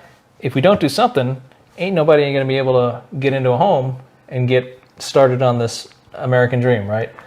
Why do we want people in homes? We want a stable country. We want stable society. We want people to raise their kids. We want them to go to schools. We want them to stay in the same schools and to invest in their neighborhoods. Home ownership is great for the economy, great for people in general. That's the theory, right? If it gets too expensive, the FHA loan says, okay, how about you put in 3.5%, and we know that's risky for the bank. So what we'll do is we'll make you buy an extra insurance called the private mortgage insurance, often shortened to PMI, sometimes called MIP, but PMI. And what that does is you, as the borrower, are paying this extra insurance, maybe $160 a month, and it's insurance against your failure on the loan. So instead of putting 20% down to guarantee my loan, I'm putting down 3.5%, and I'm buying insurance to also cover my defaulting on the loan. Unfortunately, it's an insurance that you as the borrower will never collect. It only collects if you fail on the loan, but you don't collect it, the lender collects it. So you're paying the insurance that the lender gets the benefit or the payout on. So is that a bad deal? No. That's what I used to get into my first home when I was 37 years old, at 3.5% down. I paid the extra $160 a month PMI, and it got me into home ownership. Now I have that same home and I have all this equity. And then I refinanced out of that. Once you've got 20% equity in the home, now you can refinance to a conventional loan and get rid of that PMI. So the $160 a month disappeared because that requirement wasn't there anymore. Now that I have 20% equity, I didn't have 20% money to put down, but the value of the home had gone up, and I had paid down the loan a little bit to where, hey, now we got 20% equity. I only want to borrow 80%. So that new lender said, hey, we'll give you that deal. That's a conventional loan. Is FHA only for first-time home buyers, or is there? No, you don't have to be a first time. Huh. Okay. I thought it was okay. I thought that's interesting. I thought it was. I don't know why. Ideally, if you're after your first home, you have earned some equity and paid down some loan. Hopefully, you don't have to squander that equity in some other way. You can roll that equity. Yeah. Okay. So that's probably why you don't hear. Maybe you don't hear about it on a second. Yes, it would be less common. Yeah. But not restricted or forbidden. Okay. Third question: what are all the costs involved in buying a home? Not just the mortgage. There's about 15 different checks you write before it's yours. List everything possible, not just the required disclosures. Oh, I'm not holding back. I'm required to disclose everything. I got nothing to hide. I want you to buy a home, and I want you to be ready for it. So in other states, some states require you to have a lawyer involved in the transaction. I don't know anything about that because Nevada does not require a real estate attorney. So that's one thing that could be different in another state.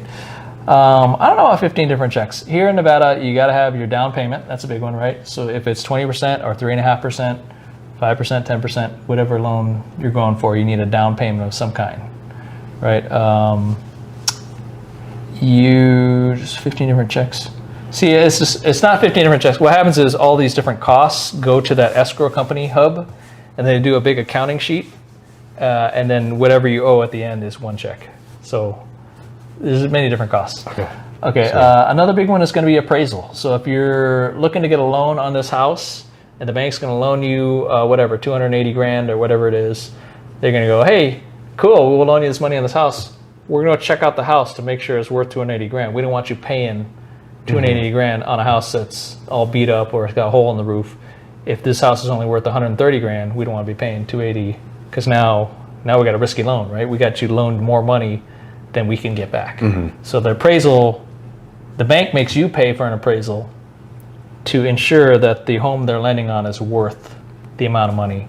If the appraisal comes back less than what you've offered, the bank's going to say, hey, that's cool, but we can only loan you $268,000 because that's what our appraisal said the place is worth. We're not going to loan you more than the joint is worth. So I don't know if I'm over explaining that, but no. Okay. Appraisals here usually cost right around $600. Another one is home inspection. You're going to come out of pocket on a home inspection. If you're going to buy a place, you want this home inspector to come in to go check all the plumbing, electrical, the roof, the foundation. Those are the big ones. But he's going to check 1,000 different things you never thought of. He's going to look at every nook and cranny. He's going to spot shit in the floor that you like, oh, I didn't even know there was a space between those two tiles. He's going to spot that the stucco is cracked on the side of your house, that nobody walked over there by the air conditioner. He's going to check all the appliances and, hey, this plug by the dryer doesn't have any electricity coming to it. So the inspector will give you a whole report. It's the best thing. I would never let one of my buyers proceed without doing a home inspection, because he's going to find everything that's wrong with the home, and you're going to find out before you buy it whether there's anything on there that you don't want to take on.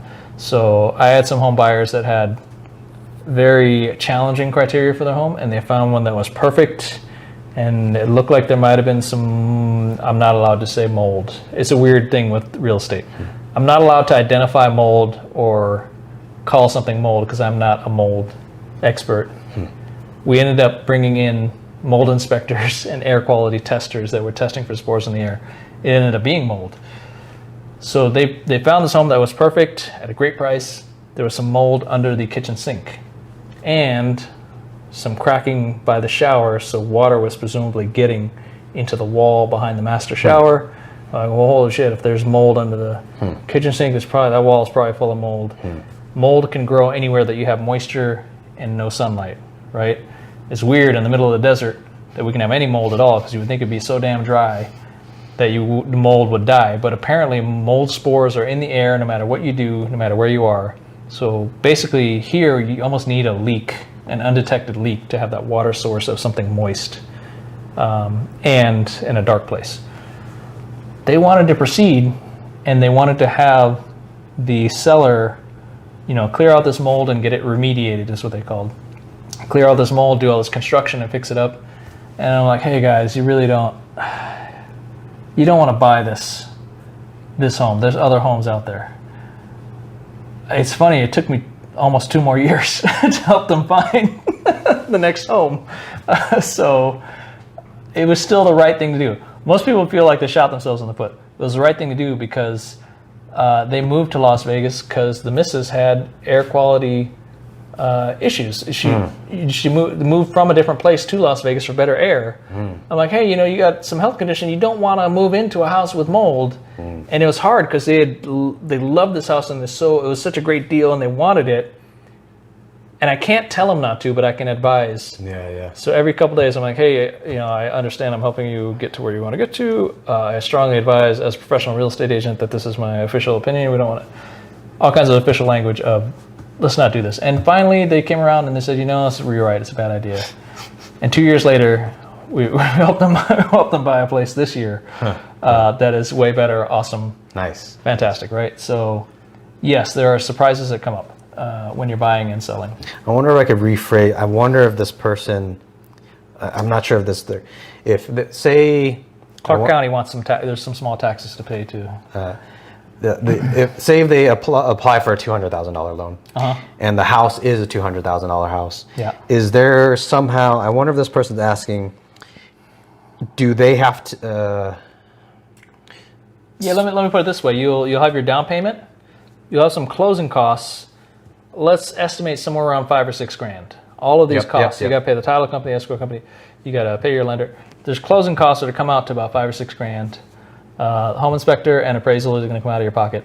I forgot something. Yeah. So the earnest money deposit. So yeah. So say you're buying a house for $200, it's going to cost you more than $200, right? So those closing costs and a few miscellaneous fees are going to cost you a little bit more. That's why you got to save up money to get into this, right?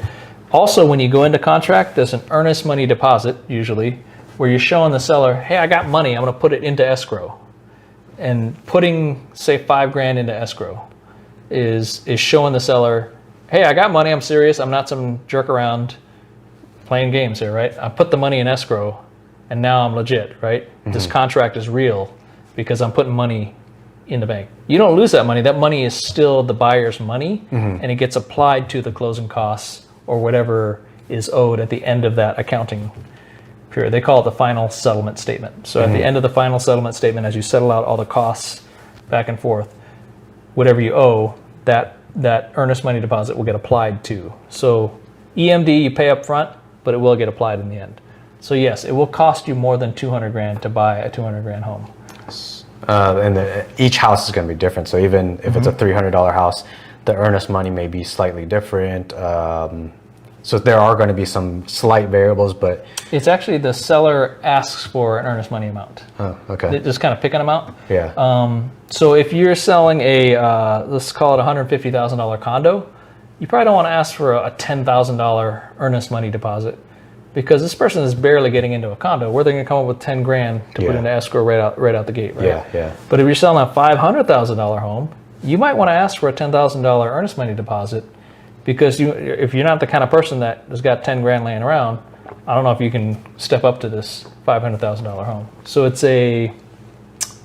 a tiny hurdle to see if the buyer is in the financial ballpark that you're in.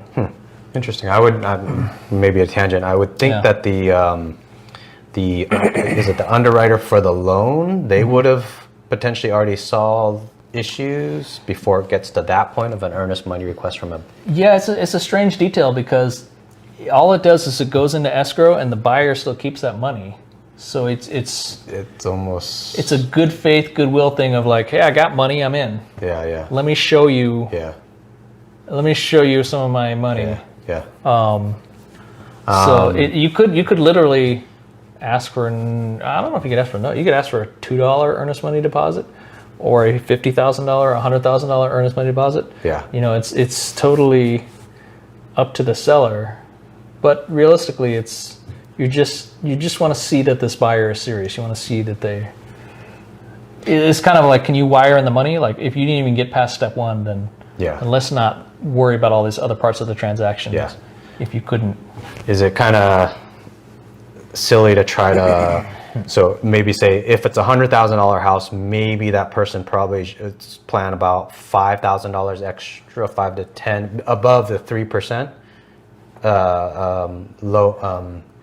If they do, it's going to be each. That's hard. In my experience, the way people live and plan and operate, that's why I go back to that. Can you save up 10 grand? Yeah. Gotcha. So, okay. What happens is, if you're scraping to get in the home and you got your 10 grand, if it turns out you needed 11,500, then you can find a way to come up with that $1,500, right? You talk to your loan officer, or you know what? You talk to your friends and family and go, hey, can I borrow $1,500? They can gift you the $1,500, and a loan officer will go, okay, I see that this is officially, they gave you this money to help you buy this house. Yeah. That's okay.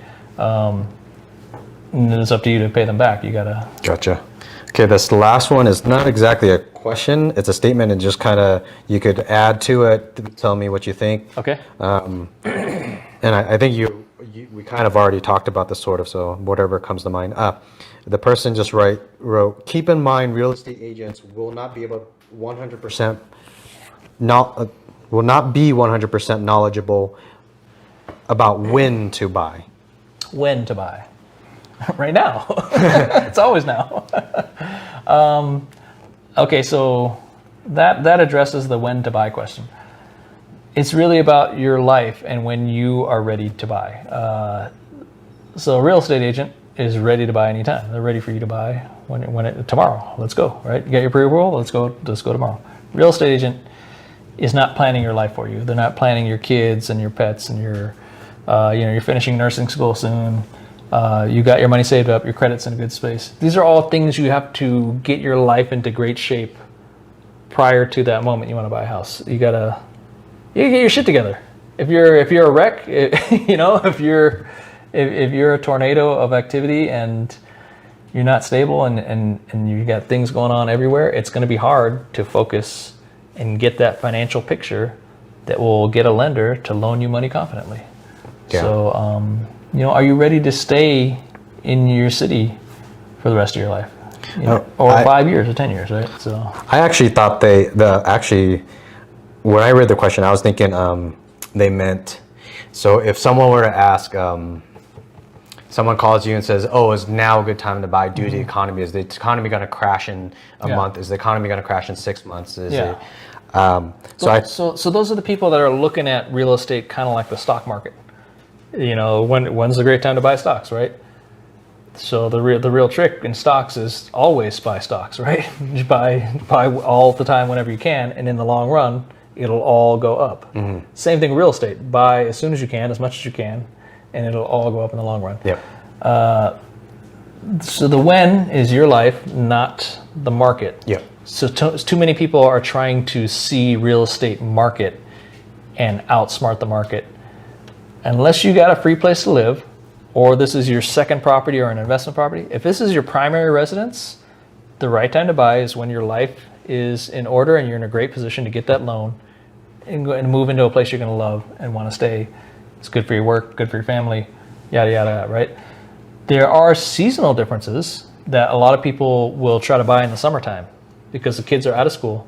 So we're in the year 2020. I don't know if you're looking back in this 5 years from now or whatever. We're in an extraordinary year where we had the coronavirus pandemic, lockdowns, quarantines, crazy year, whatever, go look it up. That has thrown the seasonal real estate buying out of whack. But in general, most people want to buy their homes over the summer break while the kids are out of school. And when you get past about Thanksgiving, people don't want to be moving. They're thinking about the dinner with the in-laws coming in from out of town. They're thinking about Christmas. Oh, I got to save up and buy the PS5 because it's freaking expensive. People's heads are in a different place. There's very little real estate generally that happens between Thanksgiving and New Year's. January 8th, everybody picks up their phone and calls me and says, hey, I'm ready to buy. I'm ready to do something. Right? I've been thinking about it. So it's a weird thing that you have this dead zone over the holidays. This is all general. This is all stereotyping general trends. Dead zone over the holidays. Things start to pick up a little bit beginning of the year. By March and April, you're picking up speed. Over the summer, it gets hot. A couple years ago, come August, we were seeing bidding wars where people were bidding up the price of homes in Vegas. Then, as you enter the school year and people cool off towards the... So there is... If you're selling, maybe you want to time it so that you're selling at the end of summer. If you're buying, maybe you want to time it so that you're ready to buy in December because there's not a lot of competition. Yeah. Looking for the same homes. Gotcha. Ideally, when you're buying, if you can have time to look, if you can stay at your parents' place or stay at a buddy's couch or something and have all your stuff in storage, and you're not rushing to get into a place. It's when you're rushing, then you're stuck picking what's available right now. That puts you in a tough spot. So I think that helps with the when in a different way. Yeah. I wouldn't look at real estate like a stock market unless it's for your home, for your primary home. Look at it as your primary home and a long-term game that you almost can't lose. How do people contact you if they're interested in buying a house or selling a house? Oh, Instagram, bro. Instagram? No, I'm kidding. Just search Emmett Realtor Vegas, and you'll find me all over internet, cell phone, whatever. You know, some people love texting nowadays. Text me 858-922-2468. That's my old San Diego cell phone number. But people love texting. I love getting texts. I feel not so lonely when you're texting me. Perfect. We're going to switch gears and start going into sort of more just general questions. General weird shit. Yeah. So the first weird question, tell me what you know or what you feel about cryptocurrency. What I know about cryptocurrency, I don't feel super confident about being the most knowledgeable person about cryptocurrency. I know it is a blockchain technology that transactions are written onto an unchangeable public record in a program. So the chain will show every transaction that ever happened to this. I don't know. This I guess it's currency. So this coin or this piece of value will have a chain of history that everybody can see. I think what you don't see is who, but you see what happened. You don't know who the people are because they have wallet addresses that are anonymous unless you make it public somehow. What do I know about it? Yeah, I mean... Or what do you feel? What do you feel about it? How will it be in the future? Yeah, I mean, I think I mean, I bought some because I think there's something there. I'm not excited about it in a way that I see other people get excited. Oh, I want to buy this, I want to make $1 million, right? I see that there's some potential there, and I don't know what it is yet. And I don't think I need to know what it is. I know that the world is changing faster every day. I grew up in the 80s, and back then everybody was looking forward to flying cars. We still don't have flying cars, but the information technology has gone in a way that nobody predicted. We carry around these supercomputers in our pockets that do amazing things. I saw somebody post up, I don't know if it's on a meme or a Facebook or what, but they showed a Radio Shack ad. If you don't know what a Radio Shack is in the 80s, maybe into the 90s, electronics store in the malls, and you could buy radios and boom boxes and fax machines and typewriters and all these electronic things. So this Radio Shack ad had 20 different things you could buy. A videotape recorder, a voice recorder. It had just all these gadgets, telephones, answering machines. And it said, you know what? Everything on here is now on your cell phone. Your cell phone can do all of these things. When I was in college, I had to go to school to use the school computer. And if you had to scan a document, good luck. You had to find a flatbed scanner somewhere and pay somebody $8 or something to scan a document. So everything keeps progressing technologically. I don't think it's going to stop anytime soon. The things that we can do on our cell phone are amazing. So the idea of cryptocurrency seems to me, there's something there. The idea of digital money is not crazy because we already do it. Virtually there. Yeah. I mean, I do everything. I dislike it when I have to pay in cash and I get coins. I hate coins. Maybe I'm a first world brat or something, man. I only keep coins to give change to avoid getting more coins. I get excited if I can give you the 53 cents and avoid getting more coins. So it's this weird effed up avoidance. What do you know about Vietnamese culture, or what do you find intriguing about Vietnamese culture? Full disclosure, I am half Vietnamese. My mom is Vietnamese.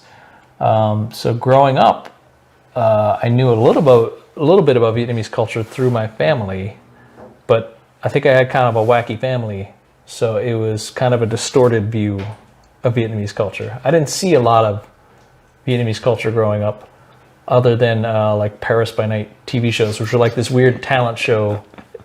It's like a high production value talent show. People would get up and sing, and very elegantly. They're always dressed like it was, the ball of the year, kind of, tuxedos and whatnot.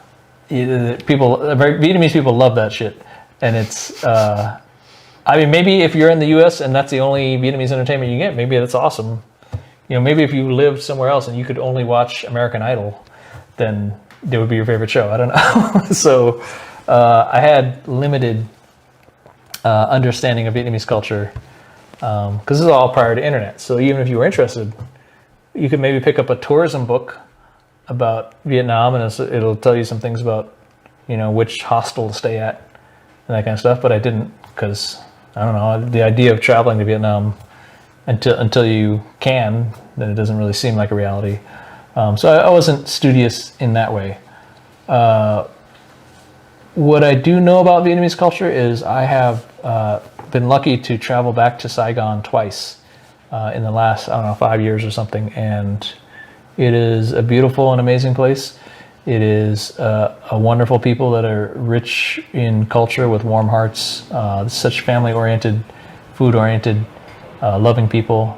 And some people might see that as simplistic, or maybe you could see it as, maybe that's what we should all be doing instead of all this other silly shit. Maybe we'd all be happier. Interestingly, though, they're trying to reach to a first world economy so quickly. Yeah. Well, that's another thing I was going to say is I could see that it's a country that was held back for a long time. They were separated from the world. So there was a war between Vietnam and America, and after that war, Vietnam was closed off. However you want to say it, they didn't have access to the world in the way that we take for granted, And so the Vietnamese population didn't get to see much of the world except through certain TV or newspapers. And when I visit there now, I see a whole population of energetic, vibrant people that are catching up so quickly. Man, if you can get a moped and a cell phone, you are ready to take on the world because you can go anywhere and do anything. I have Facebook friends from my times of visiting, and now presumably they can see me and see the world and see what else is out there. So I think the opportunities are coming to Vietnam. What's interesting is you see them starting to go the manufacturing route. You're starting to see more and more products manufactured in Vietnam. That was exactly the catapult that China used to move into their economic situation now. It's kind of what Japan and South Korea did, right? Let's build cars and electronics and sell it to everybody. Then we'll move up, right? So if you can start manufacturing things that you can sell to the world, that's wealth that comes to you. Hopefully it gets invested in education and infrastructure and very positive and things that make the people great and worldly and awesome. Hopefully, but you know, if you want to put me in charge, I have good ideas.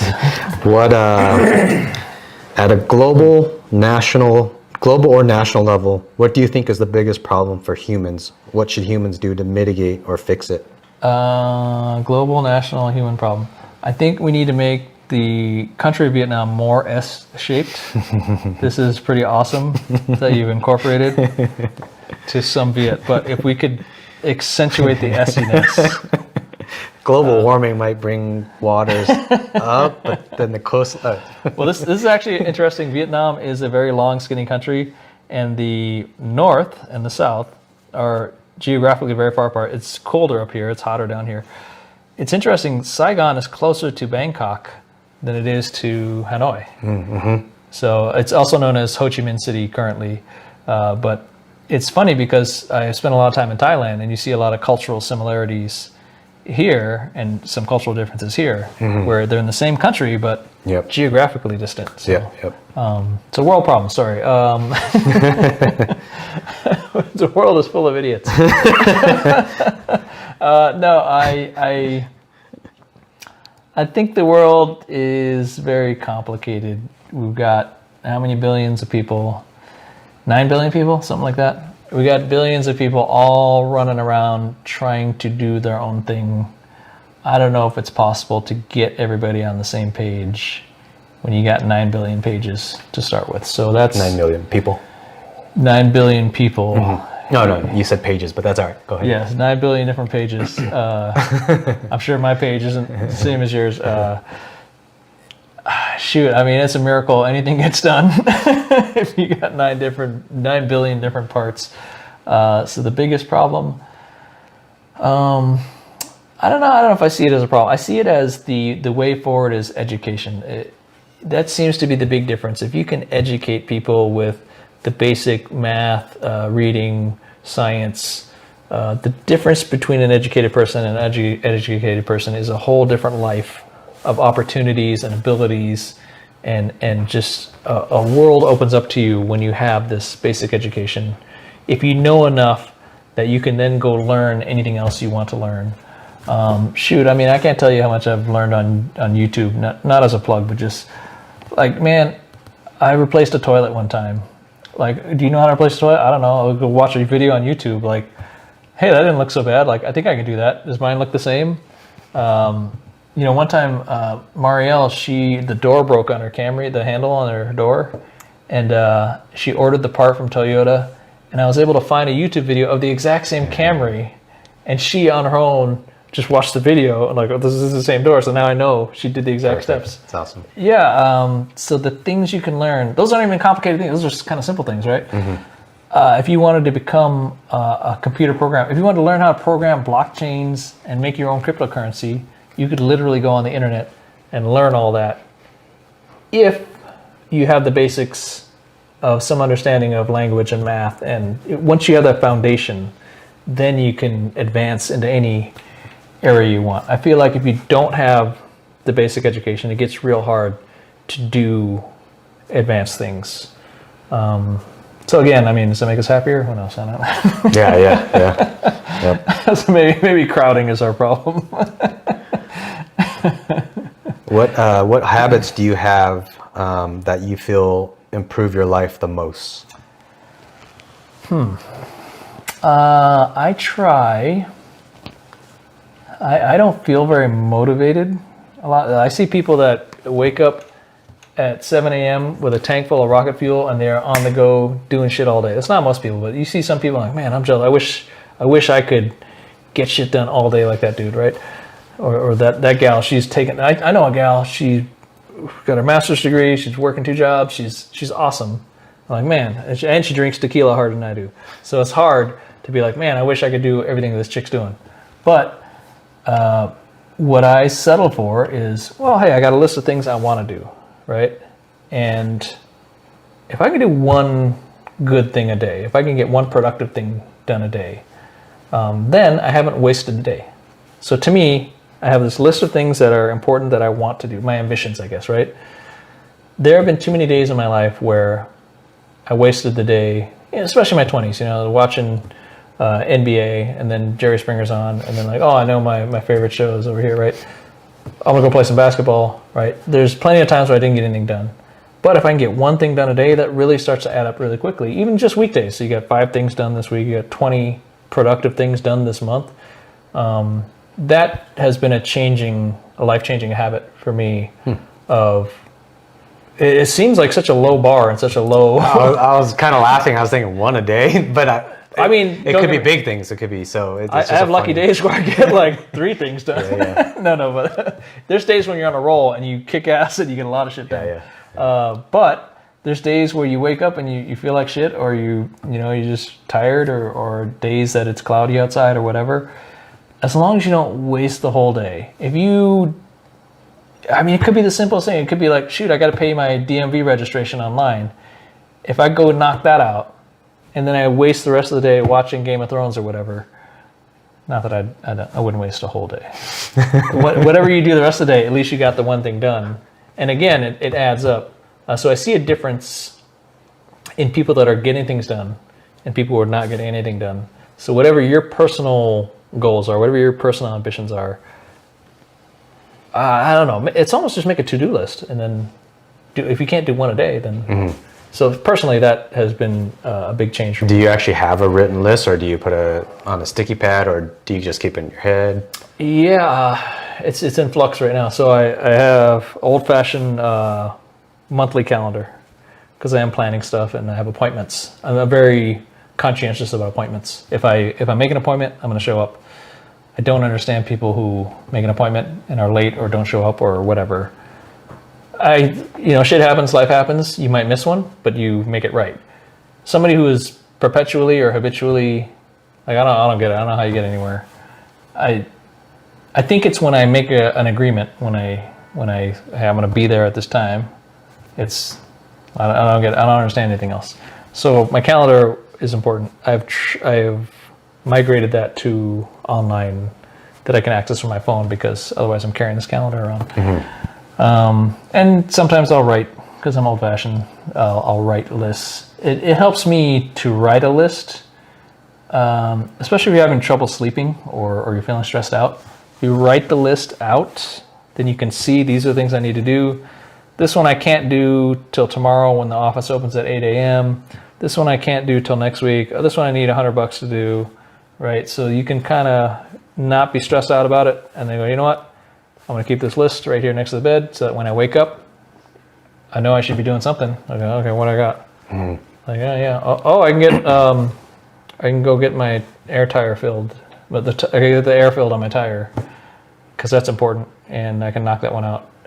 Right, so it helps me sometimes. I am migrating more to online and using my cell phone almost exclusively, but if you saw my desk, it says otherwise. I don't know if I'm looking too much down the barrel of this camera, or... it doesn't matter. Okay. Either one's fine. Yeah. I need to give this camera more load. The one with the dead rat on it. Yeah, I have no other questions, but I think we should just go on random thoughts. Aliens, do you think they exist? I think they exist somewhere. just from the vastness of this is not my original ideas. I think the vastness of the universe, and in all probability, there's got to be some aliens somewhere. Because the life that we know of and the biochemistry that we are made of, those conditions are not rare. I think Neil deGrasse Tyson has a lot of awesome things to say about it. Bill Nye has some smart things to say about it. It's probably likely that somewhere there's life elsewhere. I don't know if there's intelligent life. I think Dawkins was saying intelligent life is not necessarily good for evolution or survival. We might kill each other. It seems like we're headed there. But the thing he points out is evolution will develop useful things on separate tracks. I think he's saying there's like 5 different ways that the eyeball has evolved. Like insect eyeballs are very different than human eyeballs or mammalian eyeballs, but both are vision that evolved in way different ways. So if it's useful, it will happen in an evolutionary way. The intelligence that we are accustomed to and enjoy is not necessarily an evolutionary advantage in survival. I mean, I guess we're dominating the planet right now, but we might dominate ourselves into the ground. Say the Richard Dawkins thing is almost. I mean, I would say as you read that, or as you said that, it almost seemed like it was contradicting itself. You said Richard Dawkins. I may be totally wrong on that quote. I've watched a lot of Dawkins stuff, but I'm not. No, I like Dawkins a lot. If a characteristic for life is useful, it will evolve in several different ways. Like there's a million animals that have tails. Oh, interesting. Okay, no, okay. Go ahead. Yeah, go ahead. Tails might be useful for balance or something, right? There's a million different ways you can get. There's many different ways you can get tails to evolve, but there's not a lot of ways that intelligence has evolved in the Earth that we. All of the biological world that we can see, study, record, and understand. I guess the only thing I could think of that would be connected to that, because we had Neanderthals, Australopithecus. That's pretty good. See, go to school. I want to say, was there a third one that they found? I mean, there's all kinds of pre-humans, right? Hominids. So. Lucy? Yeah. To some degree, would that mean that intelligent... can we say it was intelligent life? Oh, well, yeah, I don't know. Are Neanderthals... Well, so that you could group that into Homo sapiens. Or Homo erectus? Homozone? No homo. Yeah, I think they're in the homos zone. Homogeneous? We're messing up. We're not. I guess we're not biologists. I think all of those species that you're talking about are from the same branch. So if there are whatever your line for intelligence is, even they say sometimes dolphins, pigs, or dogs are pretty intelligent. Elephants, those are typically named. Are they all mammals? I think so. Yeah. So I mean, are there any intelligent birds? No, they're the stereotype for being bird brain. Poor birds. So intelligence is not necessarily evolutionary survival. So I guess the point with the aliens is you could have a planet somewhere billions of light years away that is an ocean, and you could have all this life living in this ocean, and it could be not intelligent. It could just be all animals. Or bacteria or whatever. So life is there, but they're not thinking about making radios or spaceships or cell phones or bejeweled video games. They're not doing any of that shit. They're just eating each other, presumably. So I don't think I've heard that from Richard Dawkins, which I really like. I wasn't quoting him this whole time. I was saying there must be life somewhere, not necessarily intelligent.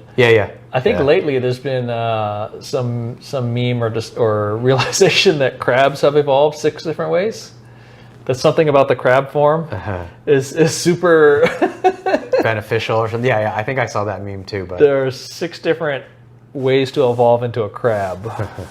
A sideways walking, claw grabbing motherfucker. you get an intelligent crab, now we're all fucked. I wonder if we should. I'm afraid. Crab aliens. I was going to jump into Trump and Biden and just kind of politics. I don't know if that's a bad idea to talk about.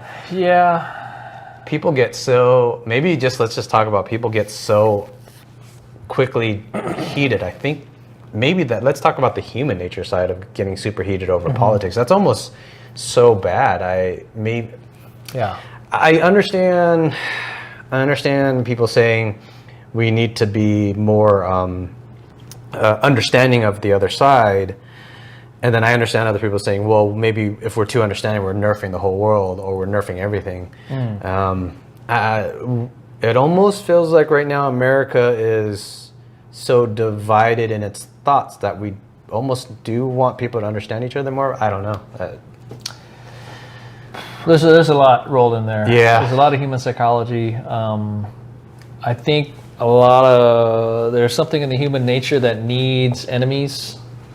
So we've replaced a lot of that with entertainment. Like football is very gladiatorial, where you stick with your team and you watch them fight in this very controlled way, but you got your side, you're angry with the other side. There's something in the human psychology that needs conflict and enemies, and maybe that has worked all through our evolution and we're just wired that way. I don't know. Somehow politics seems to have fallen into that adversarial conflict in many ways. Like, find some way to identify with your group. And these are not new or original thoughts. A lot of smart people on the internet, like Sam Harris, will have a lot of incredible things to say. He's such a concise speaker. Yeah, he is. An intelligent speaker that he can elaborate these things so much better than I can. But there seems to be something in people that needs to have an enemy, needs to have a fight. How did we get here? I don't know. I think it's all kind of silly. It's literally picking your team based on who you identify with, who you feel like you're a part of. I get it. It's hard if everybody around you believes in these values and these movements or whatever. It's hard to be the guy that says, I don't want that. I think we should be working on rockets. We should be flying to space to see if there's crab-shaped aliens on the ocean on Jupiter. It's hard to be the weirdo. So once there's kind of a common opinion around you, it's really hard to be the outcast, right? So much of human behavior is social. It's hard for me. I was an introverted kid, so being social is actually an effort. Like, I'm trying to be social. But people who are naturally social, I think it's difficult to go think about. It's difficult to go out of your way to think hard thoughts, to try to separate yourself from everybody you know and love. That's really inhuman, to try to separate yourself from your group in a weird way, right? So if you can find a group that you fit in with, you want to stick with that group. So I get it. But I feel like the political system here preys on a lot of that thinking. They've created the two sides for you to pick, right? Why is there only two sides? Why do the two sides need a color? So, the Green Bay Packers are green and yellow. Blue and red? Blue and red, yes, right? Why do you have to have, like, the Chicago Bears are blue and orange? Why do you have to have colors so you can identify your team better, so you can understand it better, right? Mm-hmm. They even tried, well, if that's not enough for you, let's have some mascots. We've got a donkey and an elephant. Are you on the donkey side or the elephant side? Mm-hmm. It's weird. Nobody ever thinks about it. But why do they need a mascot? Apparently, it's out of use. But who knows, 10 years from now, they might not be thinking about red and blue. They might be thinking about, oh, you're from a donkey state, right? So it's a weird game. They're playing on all of these human things. And, in sales, it's called a choice close. When I give you two choices, and I don't care which one you pick, both are a sale, right? So Republican or Democrat, pick your devil, right? You can get all angry about it. You can have a choice. You get a vote. You can help us raise some money in it. So it's hard for me to get angry about politics because I feel like the whole system is so rigged from the top. I was born in Chicago, and I love America as much as anybody. I'm very patriotic. I've traveled to many places in the world. I've been so lucky to see other places. And given that I have the privileges of being an American, you don't see me trying to move to other places. I'll tell you, Costa Rica is a beautiful, amazing, wonderful place with awesome people. I'm still not trying to move there. Something about America is more awesome than all the places I've seen, right? How many people are leaving America to go move to India? There's a lot going on in India. They got computers going on. They got mass transportation. They got awesome place, right? Why aren't people trying to move to China? Why aren't people trying to move to Russia? Everybody's trying to get here. There's something amazing about America. So I don't mean to talk trash about America, but there's something broken in our politics and in our government. Our democracy is not working for everybody. It should be that people are voting for all of our best interests, and it seems like the rich people get more votes in campaign contributions, in lobbying. There's it's such a rabbit hole. Yeah. I totally. If you're rich, you got a team of lawyers. Is that fair justice for everybody? If I'm poor, I don't have a team of lawyers, right? So how does that? Yeah, I totally agree with you. I think we've had discussions before where I think you posed this question, and in the years I've thought about it. Are we at the end of a cultural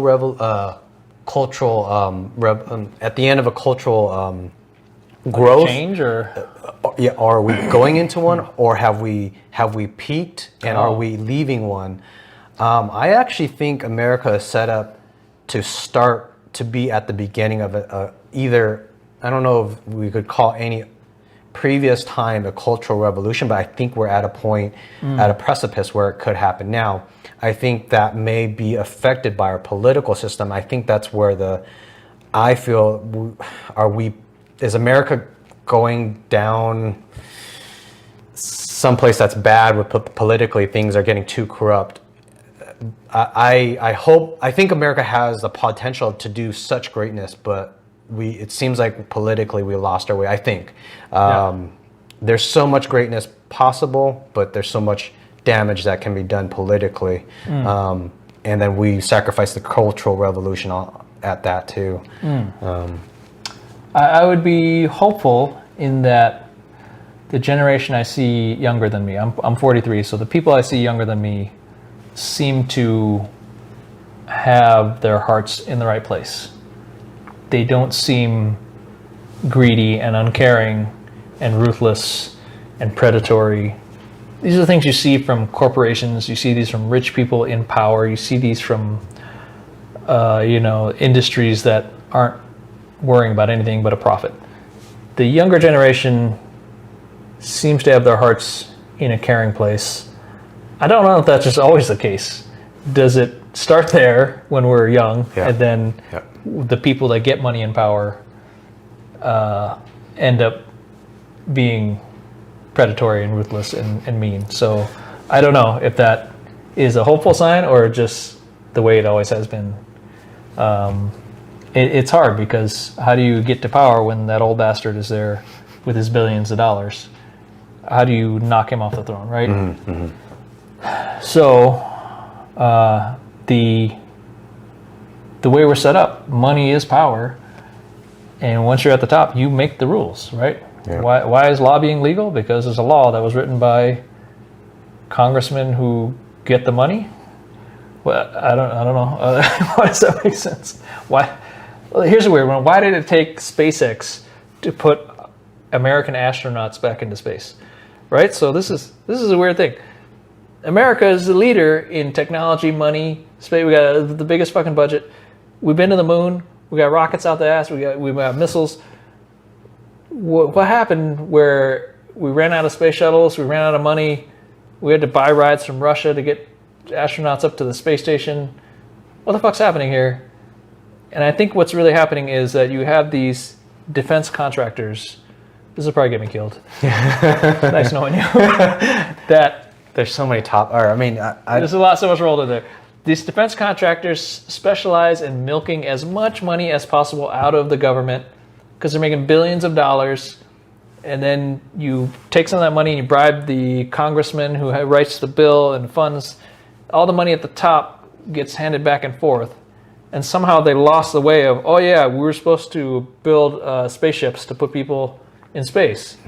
We just figured out how to milk as much money as possible out of the U.S. government, out of the taxpayers' pockets, without actually doing the job.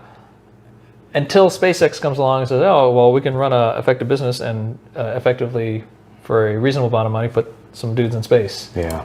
And these other companies that were milking so much money, I think, are still getting more money than SpaceX in this dirty system of congressmen who are worried about their space center in their state. They want all that money and funding to come to their space center because that's jobs and that's votes. And the guy that getting the money here is giving money to the congressmen. And then, well, how do you get all this to work? I mean, who's in charge here, right? Space used to be under the Air Force before the Space Force.